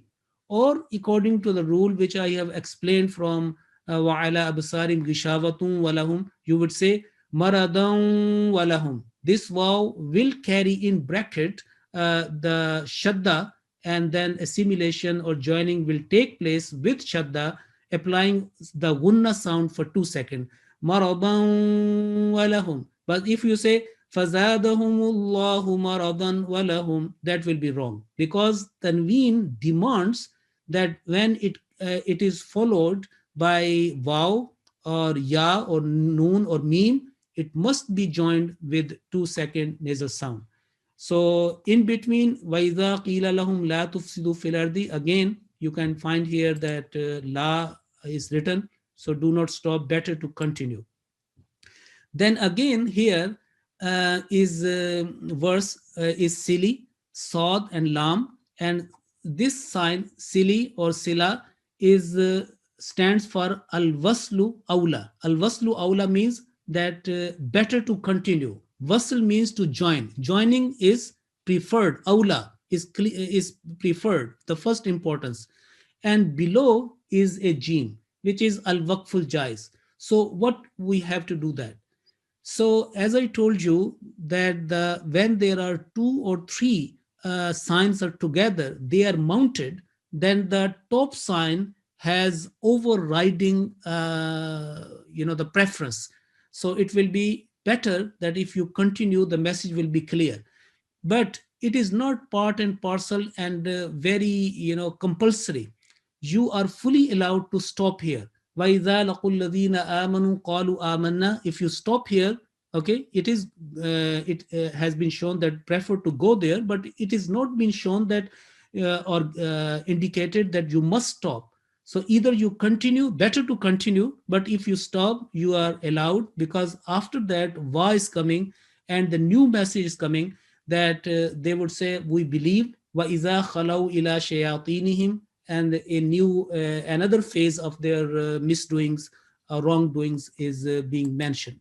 So, so that is about this. And then again, qaf and lam. Now, you will be surprised to find out, and maybe the question, that in the previous examples, there were mounting signs. The signs were mounted. For example, here, the signs were, sili was on top and jim was below. But in this case, that is the same bed, qaf, and after that, there is a lam alif.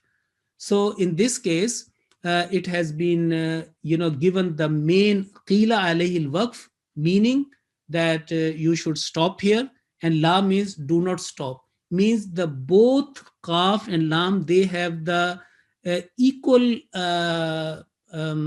preference or equal weight of their verdict. So either you stop or do not stop. They are 50-50, they are equal, there is no preference. But if the la comes on top of qaf, then qaf la will carry importance, because that will be an overriding position. But in this case, that will be in a flat position. They are just line up in succession. After qaf, la is there. So whatever you like, there is no overriding their indication. Now this sod after bina'an, sod stands for waqf murakhas, al-waqful murakhas. Well, al-waqful murakhas means that if a person is reciting the Holy Quran, like say, alladhi ja'ala lakumul arda firashan was-samaa bina'an. Now, was-samaa, at least 4 seconds elongation is required, because this is a mad muttasil. Al-mad muttasil, attached elongation. And after that, bina'an, again, 4-second elongated, this elongation, 4 seconds. Now, and after that, وَأَنزَلَ مِنَ السَّمَاءِ مَاءً. A person say that if I continue, I have not a long breath. If I starts الَّذِي جَعَلَ لَكُمُ الْأَرْضَ and وَالسَّمَاءَ بِنَاهَا, I have to make extra elongation, 4 seconds, okay, 4 counts. And again, the 2 words are coming, minas samai and ma'an. And then we know that the next verse is going on after that. So I would not be able to conclude with the right breath, and I would be short of breath in the beginning. So they introduced this sad, that you are allowed. You are allowed when you are tired. So al-waqful murakhas means the stop is allowed when you are tired. You are tired that I would not be able to continue. I would be short of breath. So it is better you say, الذي جعل لكم الأرض فراشا والسماء بناء. Again, it's not bina. This hamza on tanween, fathatain, two fatha will change into vertical one fatha. So it would be the right bina, not bina. If you say wasama bina, that will be wrong according to the rules. It would be this tanween on hamza, these identical fatha, two fatha on hamza will take to, like a. So it will be wasama bina. Or if you want to continue, if you have a long breath, you have expert reciter, then you can continue bina'an wa anzala minas sama. So remember, Sad stands for al-waqful murakhas, and this is an indication that if there is if you are tired, meaning tired not in a physical sense, but in a because of the breath, your breath is tight or tired, and you cannot jump over next to complete that, then you are fully allowed into stuff. This is just like stop, a motorway when a person is tired of some driving. There are some hard shoulder where you can stop there if you need to that. So that is one. And next we have this lam kaf. I have already told you this meme, which is very important. This is meme for waqf lazim, means the compulsory stop. I have already touched upon that one. Okay, so on the margin, there is a waqf lazim. It is written like, in muanaka, it is written, it's indicated on that hashia on the margin of the paper in the text. Similarly, waqf lazim is such a good indication and powerful sign that, those who have copied that or introduced that punctuation marks, they put that on waqf lazim on margin as well. Next, we come to this qaf and fa sign. This is also two letters, and qaf means qad yuqafu alayh. Qaf does not mean qif, means stop. Qad yuqafu alayh, that here stop is made. So continue by the khazna mithaqa bani Israel la ta'buduna illa Allah. Good stop. It said stop is made here. If you do that, that will be good. And after that, because wabil walidain ihsanan wazil qurba, all these has been mentioned. I think personally that here that ta'buduna la ta'buduna illallah, because the worship of Almighty Allah, not associating partners to Almighty Allah, that is the focal message of the Holy Quran. So that is a good condition, indication that it is that is huququllah is on top of everything. La ta'buduna illallah, and it is good to stop here.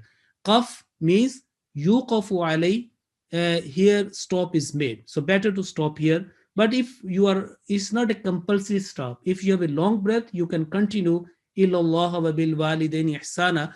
But if you are reflecting on the message and the total message of the Holy Quran, that the main important at the focal point in the word of the Almighty Allah in the Quran is to preach the unity of God, the oneness of God, and the worship of Allah the Almighty for the purpose and the objective for which we have been created. وَمَا خَلَقْتُ الْجِنَّ وَالْإِنسَ إِلَّا لِيَعْبُدُونَ. So these pauses basically reflect on the understanding and the practice of the reciters. So it is important that we should know the translation as well and keep reflecting on the message and the overall the essence of the Quran. Then we can appreciate these signs more as compared to. So again, this is a muanaka I have already discussed, so I'm not going to mention again. So this is waqfa and other one.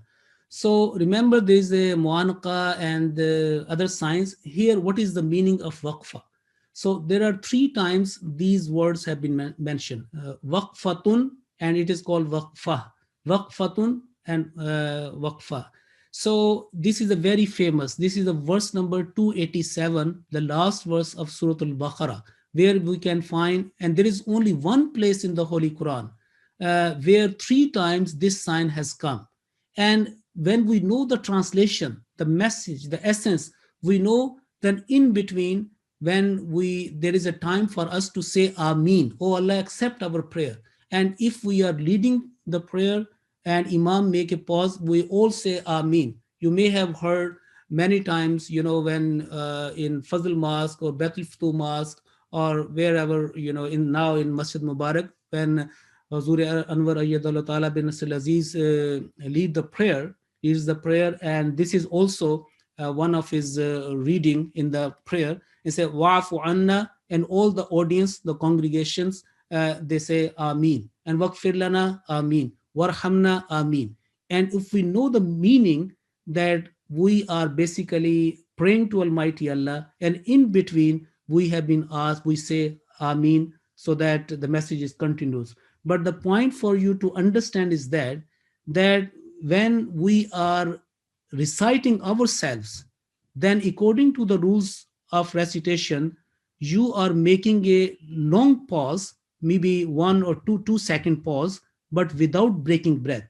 So you start Wa'fu anna, Waqfir lana, Warhamna, Anta Maulana, if you have a long breath. So in this, there's a waqfa means a longer breath, more than 1 second, and but not breaking the breath. Your breath is continued, but there is only short pause in your sound. Okay, and in between, your hearts communicate with the Almighty, and you say Ameen, or you pray. But it is not part and parcel.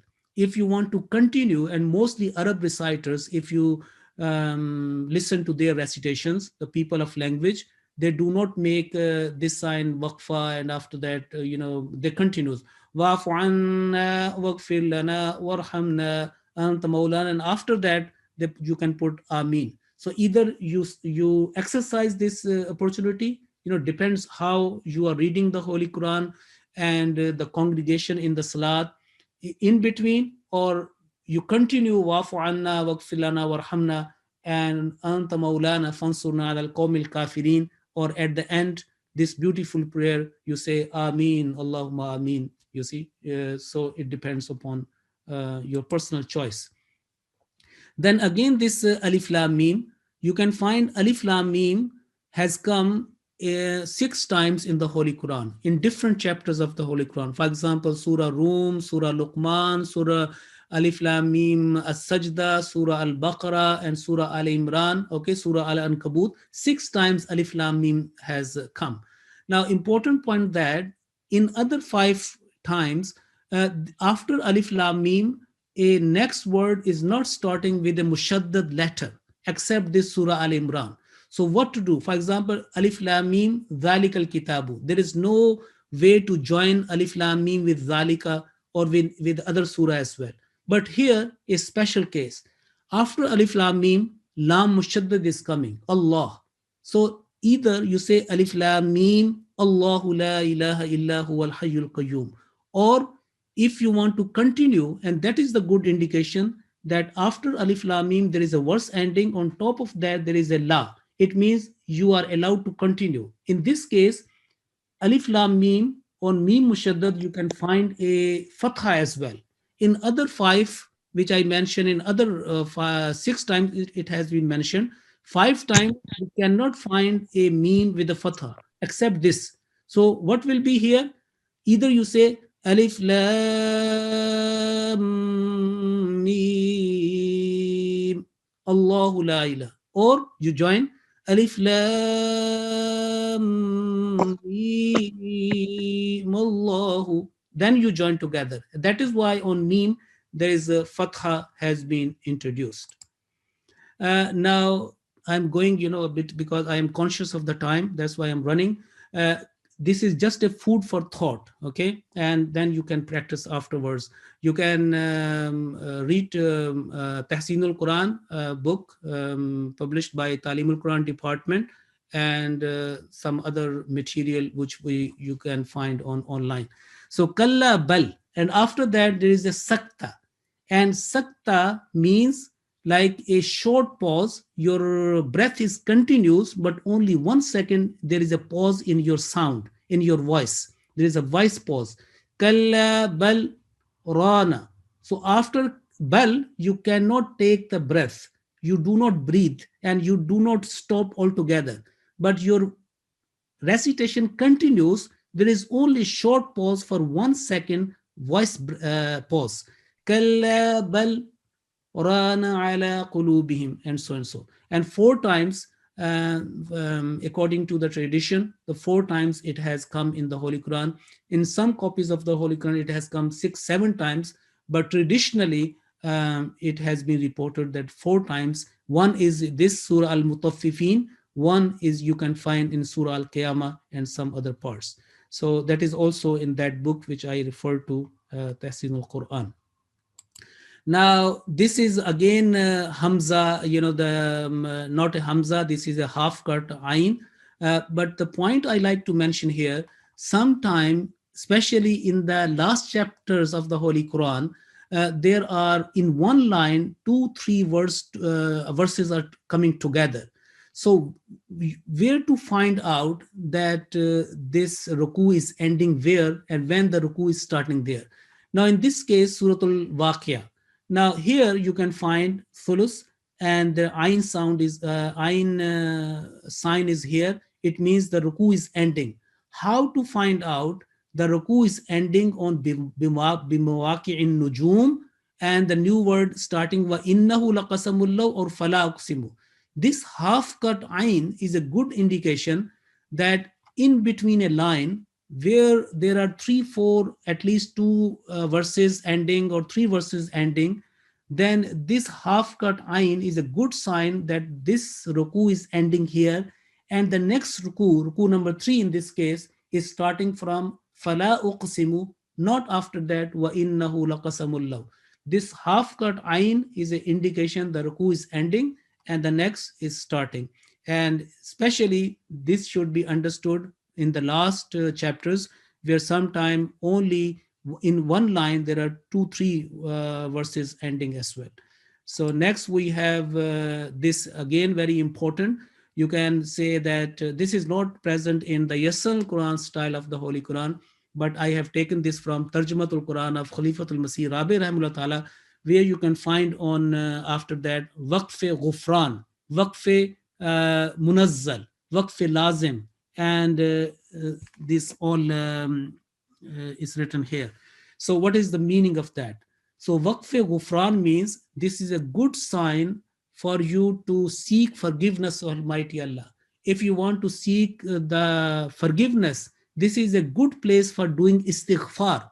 After Fawkum Safatin wa Yakbidn, Waqf Ghufran. We say that Ghufranaka Rabbana wa Idaykal Masir in Surah Al-Baqarah in the last ruku. So Waqf Ghufran means a very good place to do istighfar. And Waqf Munazzal, which is on here, maybe it is not clear, but you can find, I have taken this from Suratul Mulk and verse number 20. Waqf Munazzal means this waqf and this place, this pause place was introduced or revealed by Hazrat Jibreel alayhi salatu wasalam, because he was the Munazzil of the Holy Quran. Okay, he was the revealer of the Holy Quran with the permission of Almighty Allah on the heart of the Holy Prophet sallallahu alaihi wasallam. So here, wayaqbidn, this is the waqf munazzal. It means this waqf has been revealed, and there are some places, and we find that those things in tafsir. And then waqf lazim, compulsory stop. It is quite common, but this waqf ghufran and waqf munazzal is very minimal, and only 10-11 places. So that's why I introduced. Then again here, Waqfun Nabi sallallahu alaihi wasallam, and this is Suratul Qadr, Laylatul Qadri khairum min alfi shahr. Again, this is from Khalifatul Masih Rabi Tarjumatul Quran, you can find here Waqful Nabi. So what is the meaning of Waqful Nabi? Meaning that during the recitation of the Holy Quran, when Huzur led the prayer or recited, it has been reported that the Holy Prophet ﷺ made a pause here and did prayers. Okay, so what was his internal feelings were there, what he was thinking, what he was praying, you see, that is with him and with Almighty Allah. But it is said that Huzur stopped here, and that they especially mention on that. And it is said that 11 times it has been mentioned and taken from tafsir, that on special places Huzur Sallallahu Alaihi Wasallam made a stop. Sometime Hazrat Jibrail made a stop and Huzur followed that. And sometime with his personal choice, personal feeling, and personal his reflection, the Huzur Sallallahu Alaihi Wasallam made special pause. And especially here, khayrum min alfi shahr. Again, the verse is ending. It's already stopped, but he made a stop. Especially, the tafsir books does not mention how much time he stopped. He stopped about 2 seconds or 2 minutes or 5 minutes, but it is said that he stopped. And definitely, when Huzur Sallallahu Alaihi Wasallam stopped, he was be reflecting on the message, or or praying to Almighty Allah. So Allahumma salli ala Muhammadin wa ala ali Muhammadin. Now again, this is from Suratul Qaf, and I have taken from Tarjumatul Quran Khalifatul Masih Rabi. In all parts, especially Tafsir Sagir and other Mushaf, you find this word wal yatalattaf highlighted or boldened.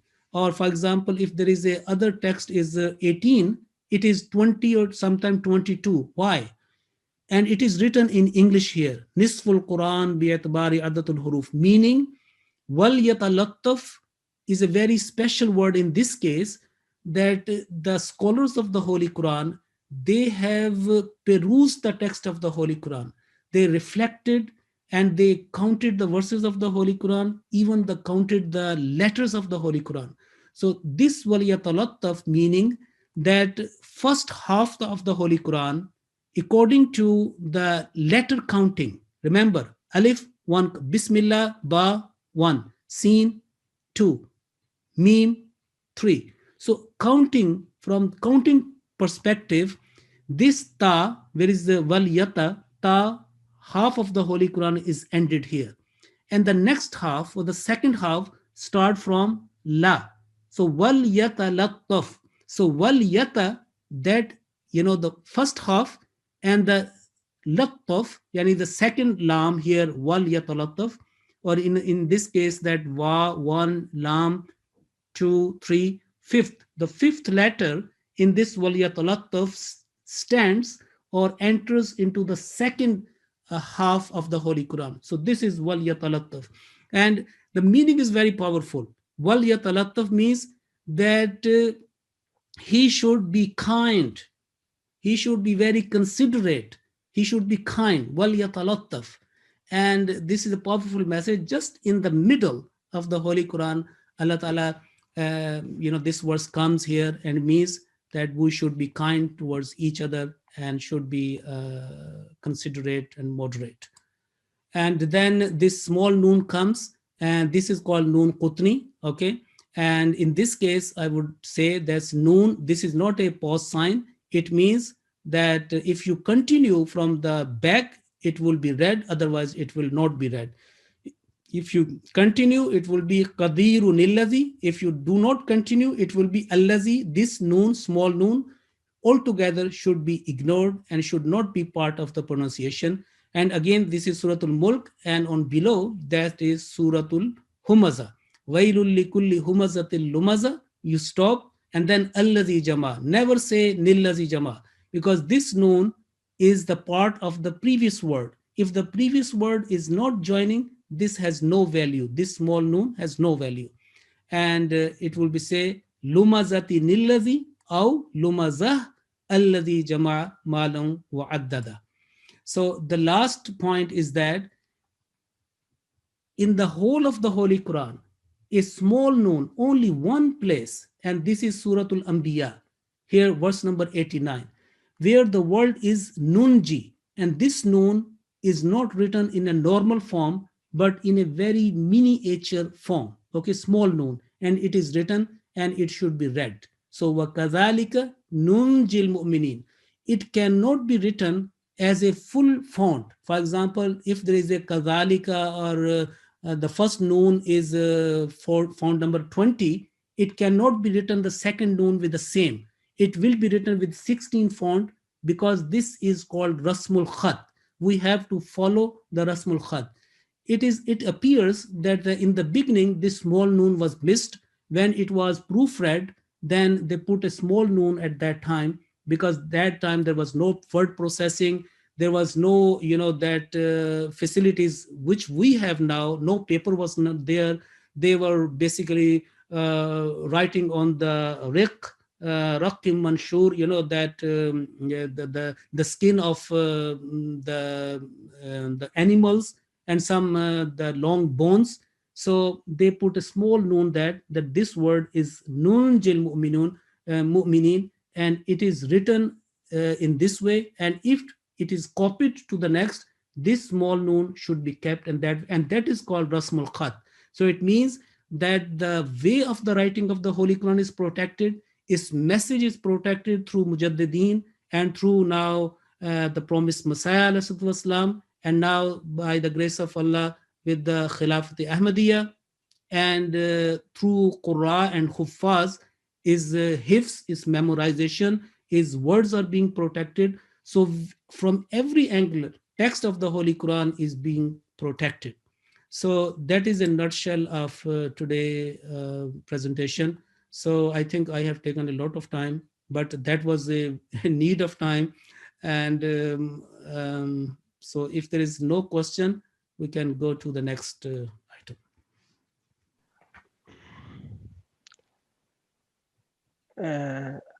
Assalamu alaikum, Jazakumullah Sahib.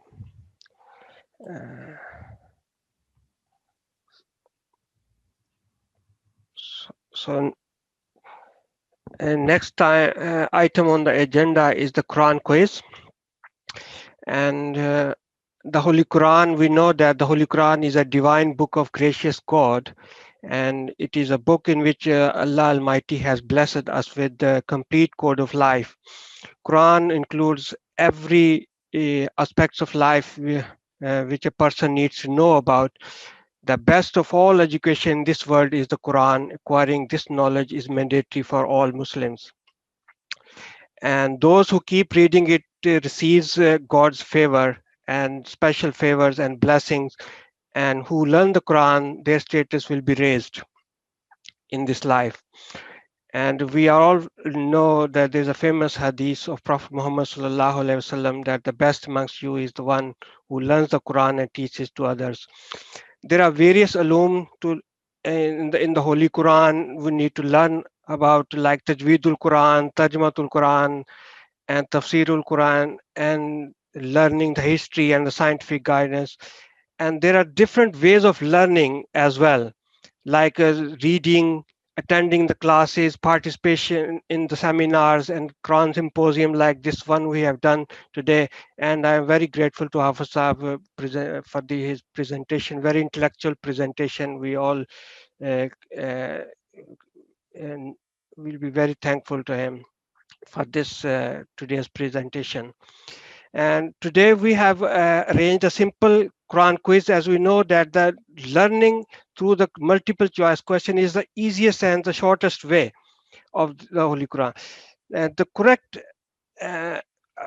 today we have arranged a Quran quiz, and I will be giving you the question and the answers. And once a question and there is a multiple choice question, then I will give you a poll and you can all participate in it. It's an anonymous quiz, so no, we don't know who is giving what answer, but I will urge everybody to take part.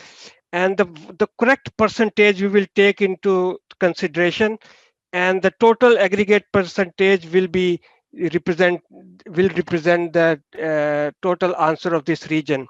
And if you have listened carefully both presentation, then I will say that the region score should over 80%.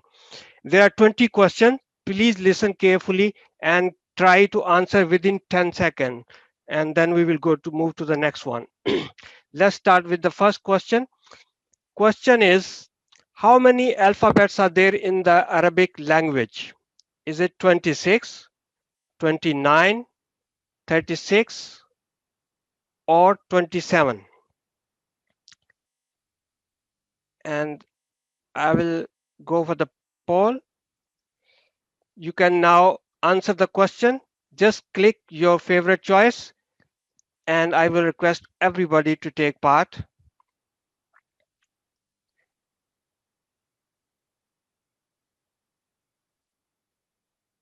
And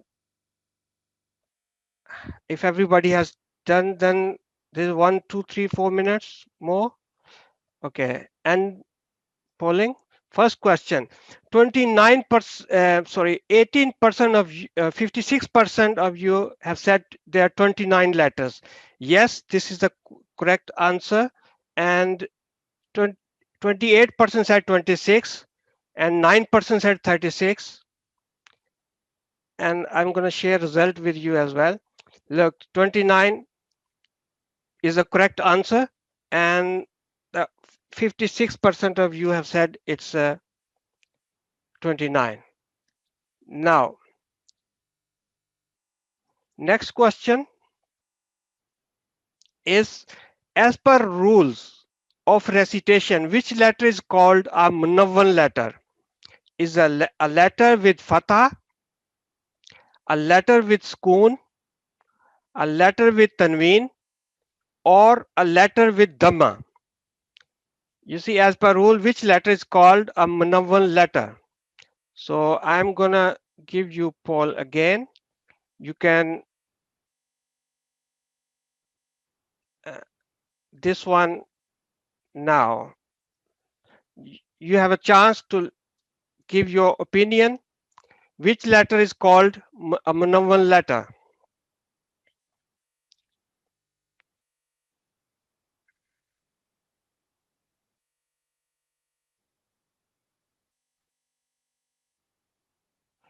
Okay, very good. 70. I'm going to share with you end polling.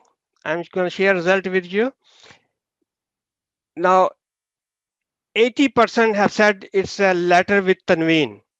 Yes, it is a letter with tanween, and 80% have given me the right answer. Now stop sharing the poll. Next question. Which set of Arabic letters are always pronounced with thin sound? You know, there are 29 letters, as we learned that. There are some letters are pronounced with a thick sound, and some letters are pronounced with the thin sound, thick and thin. But can you please tell me which set of letters are pronounced with thin sound? Always thin sound. Is it option 1? Is it option 2? Is it option 3? And is it option 4? So all these letters are given. You need to look carefully these letters and let me know which letter, all letters in one set are pronounced with thin sound. So I'm giving you the poll now. You can answer. So which set of letters are always pronounced thin sound?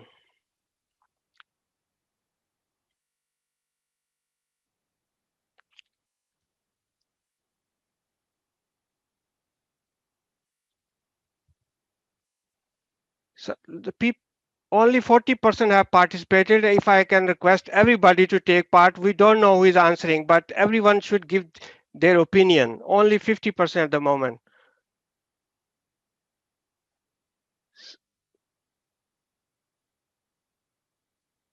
Okay, now I'm going to end the polling.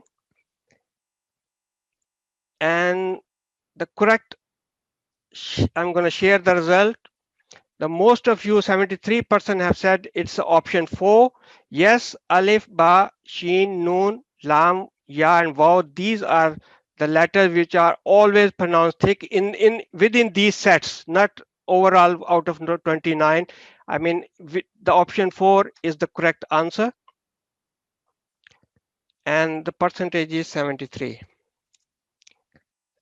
No, stop sharing. Next question is, how many letters are called haruful leen? Is it 2? Is it 3? Is it 4? Or is it 5? Haruful leen. How many letters are called haruful leen? I'm gonna give you poll now. It's a very easy question. If you have listened carefully the presentations, it was in there. So option is there now. Is it option 2, option 3, option 4?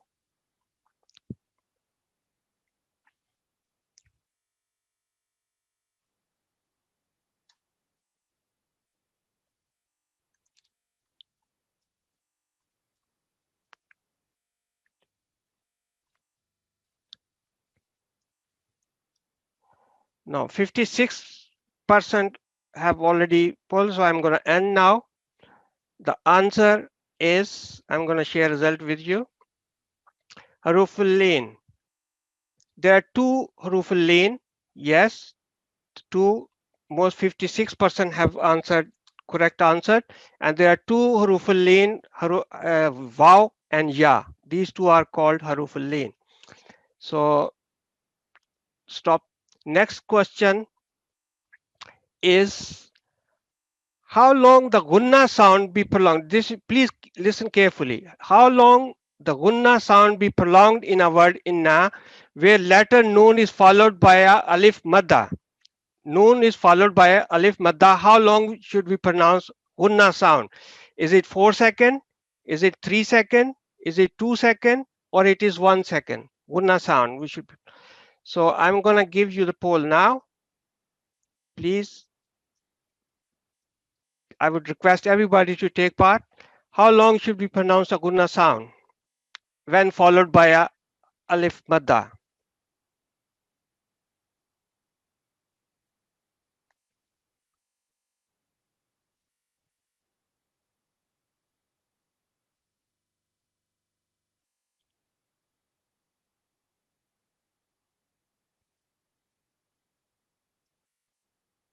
Okay, 56% have voted, and the correct answer is 2 seconds, and 61% have given me the right answer.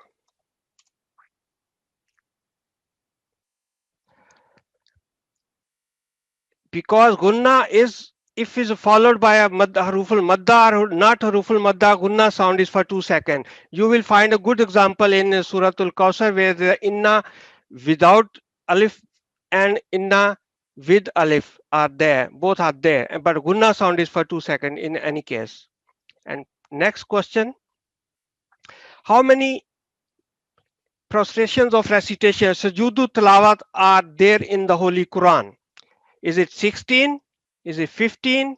Is it 14 or 13? I'm gonna give you poll now. Please try to answer every should it. It's a very easy question, and I hope everybody will take part. Question 6.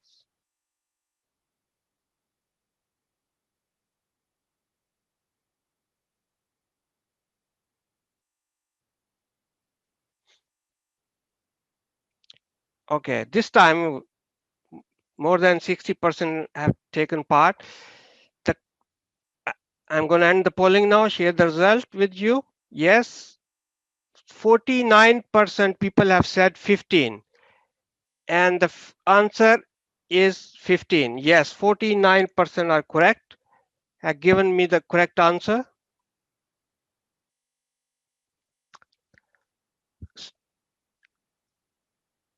The next question is, how many chapters start with word kul after tasmiyah in the Holy Quran? How many chapters start with word kul after tasmiyah in the Holy Quran? Is it 6 chapter, 5 chapter, 4 chapter, or 7 chapters? I'm gonna give you poll for this question. There we go. Please let me know, is it 6, 5, 4, or 7?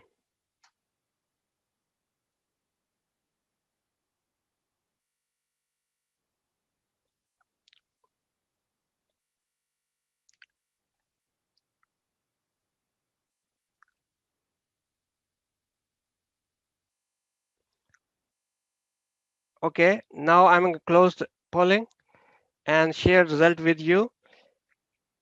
And 55% have said 4, 31% have said 5, and 10% have said 6, and 5% have 7. But the correct answer is 5. So only 31% have given me the right answer.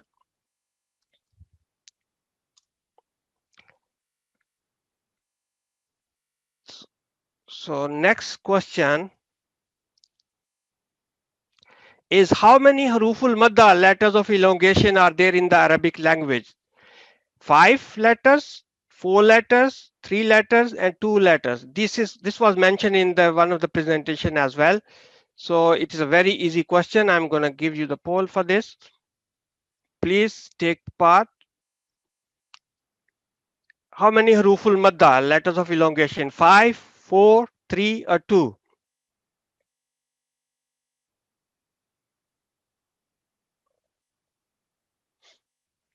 Okay, I'll give you 3 more seconds.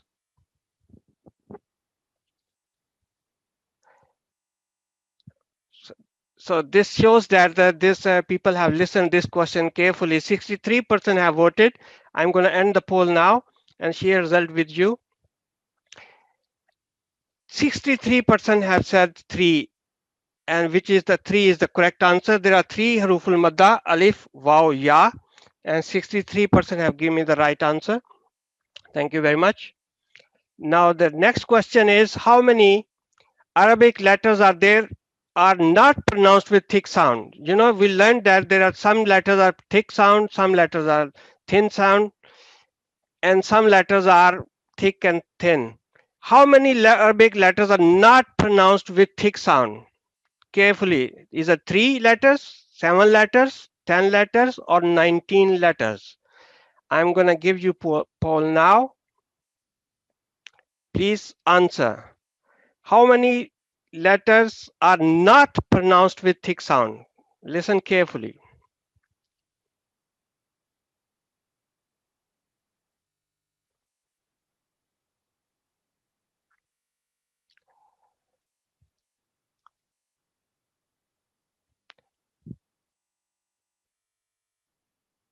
Okay. 58% have answered, more than 60% have answered, 63. Now I'm going to end the poll now. Yes, I'm going to share the result with you. 8% have said 3, 45% have said 7, 10% have said 10, and 38% have said 19.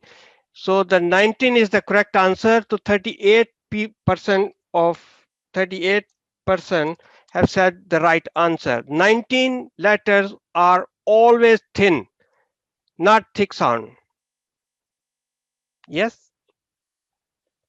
Next question is, what do you understand by a madmoom letter? Very simple question. A letter which carries sukoon sign, a letter which carries fatah sign, a letter which carries dhamma sign, a letter which carries shadda sign. Very easy question. What do you understand by madmoom letter? So I'm going to give you poll now.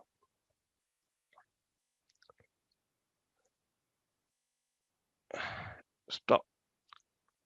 And there we go. What do you understand by a madmoom letter? Very simple question and should be simple answer.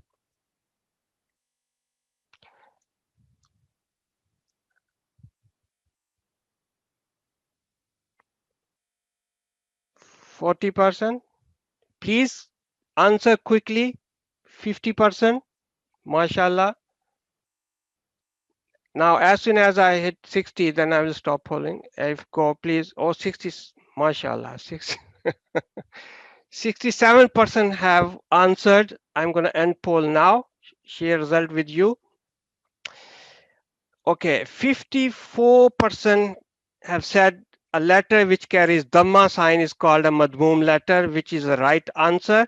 And mostly people have said it's 54% are read said it's a madmoom, which is called a dhamma sign. A letter carries dhamma sign is a madmoom letter. So that's a correct answer. Next question. What was the interval between the first and the second revelation to Prophet Muhammad sallallahu alaihi wasallam? What was the interval between first and second revelation to Prophet Muhammad sallallahu alaihi wasallam? So is it 3 days? Is it 2 years or 6 months? It is 7 months and 3 days, or it is just 1 month? I'm going to give you poll now. You can answer quickly because it's not a difficult question. Is it 3 days, 2 years, 6 months, 7 months, 3 days, or 1 month?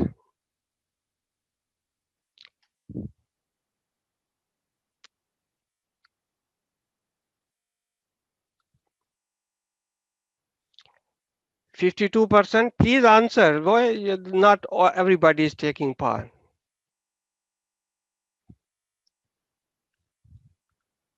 Mashallah. Now we hit 60% at least.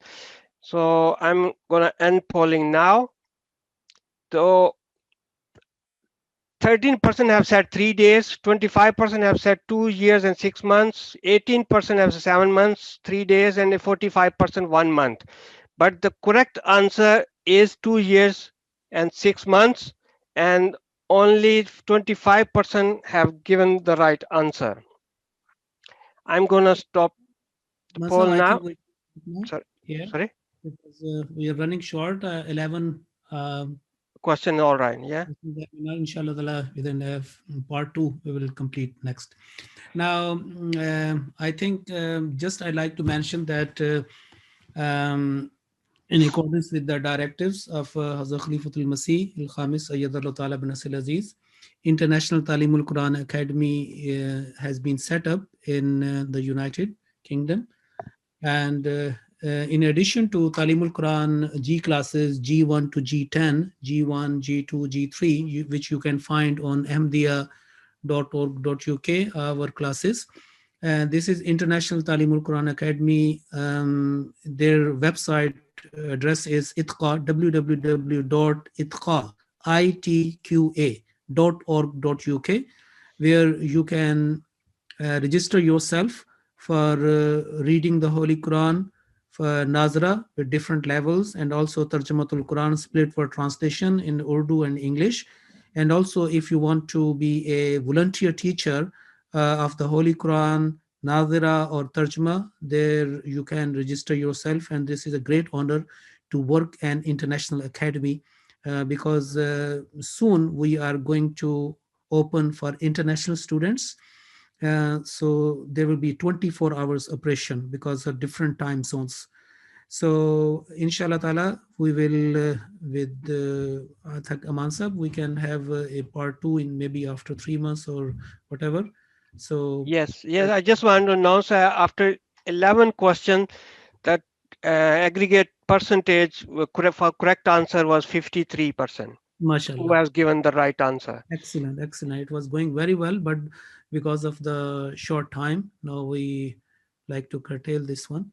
And mic back to Regional Amir Sahib for dua and the final words.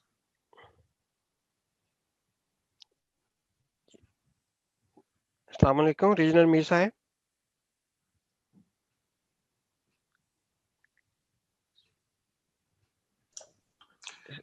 Sajid Sahib is here or Murabbi Sahib is here? जी अस्सलाम वालेकुम. Walaikum assalam. Ji Sajid Sahib. So what do you? Jazakallah, respected Hafiz Fazlet Rabbi Sahib, and all of your team members who arranged today's very useful and beneficial session. It's been well attended. I wished it could be more, but due to so many online activities going on, perhaps attendance is not that much which we were expecting. But I believe this session being recorded by central team, and inshallah ta'ala, I will share the recording after I receive from Talimul-Quran department for those members who could not attend for few reasons, and they can benefit inshallah ta'ala from this recording. And also we can refresh all which we have learned today when we wish to from this recording, inshallah. I request respected Hafiz Fazl Rabi Sahab and team, if a similar session can be arranged at least once after every 2 months, as Hafiz Sahab just mentioned. So it will be, inshallah ta'ala, very useful practice as an ongoing exercise. Finally, on behalf of all Northwest members of my region, I am extremely grateful to Hafiz Fazl Rabi Sahab and his team to organize this very useful session, which I believe majority of us learned many new things today. And may Allah Ta'ala enable all of us to get benefit and to act upon these advices which Hafiz have given us in regard of recitation of Holy Quran. And finally, I would request Hafiz Fazl Rabi Sahib to lead us in silent prayer to end today's session, please. Okay, Jazakumullah, dua kar lein.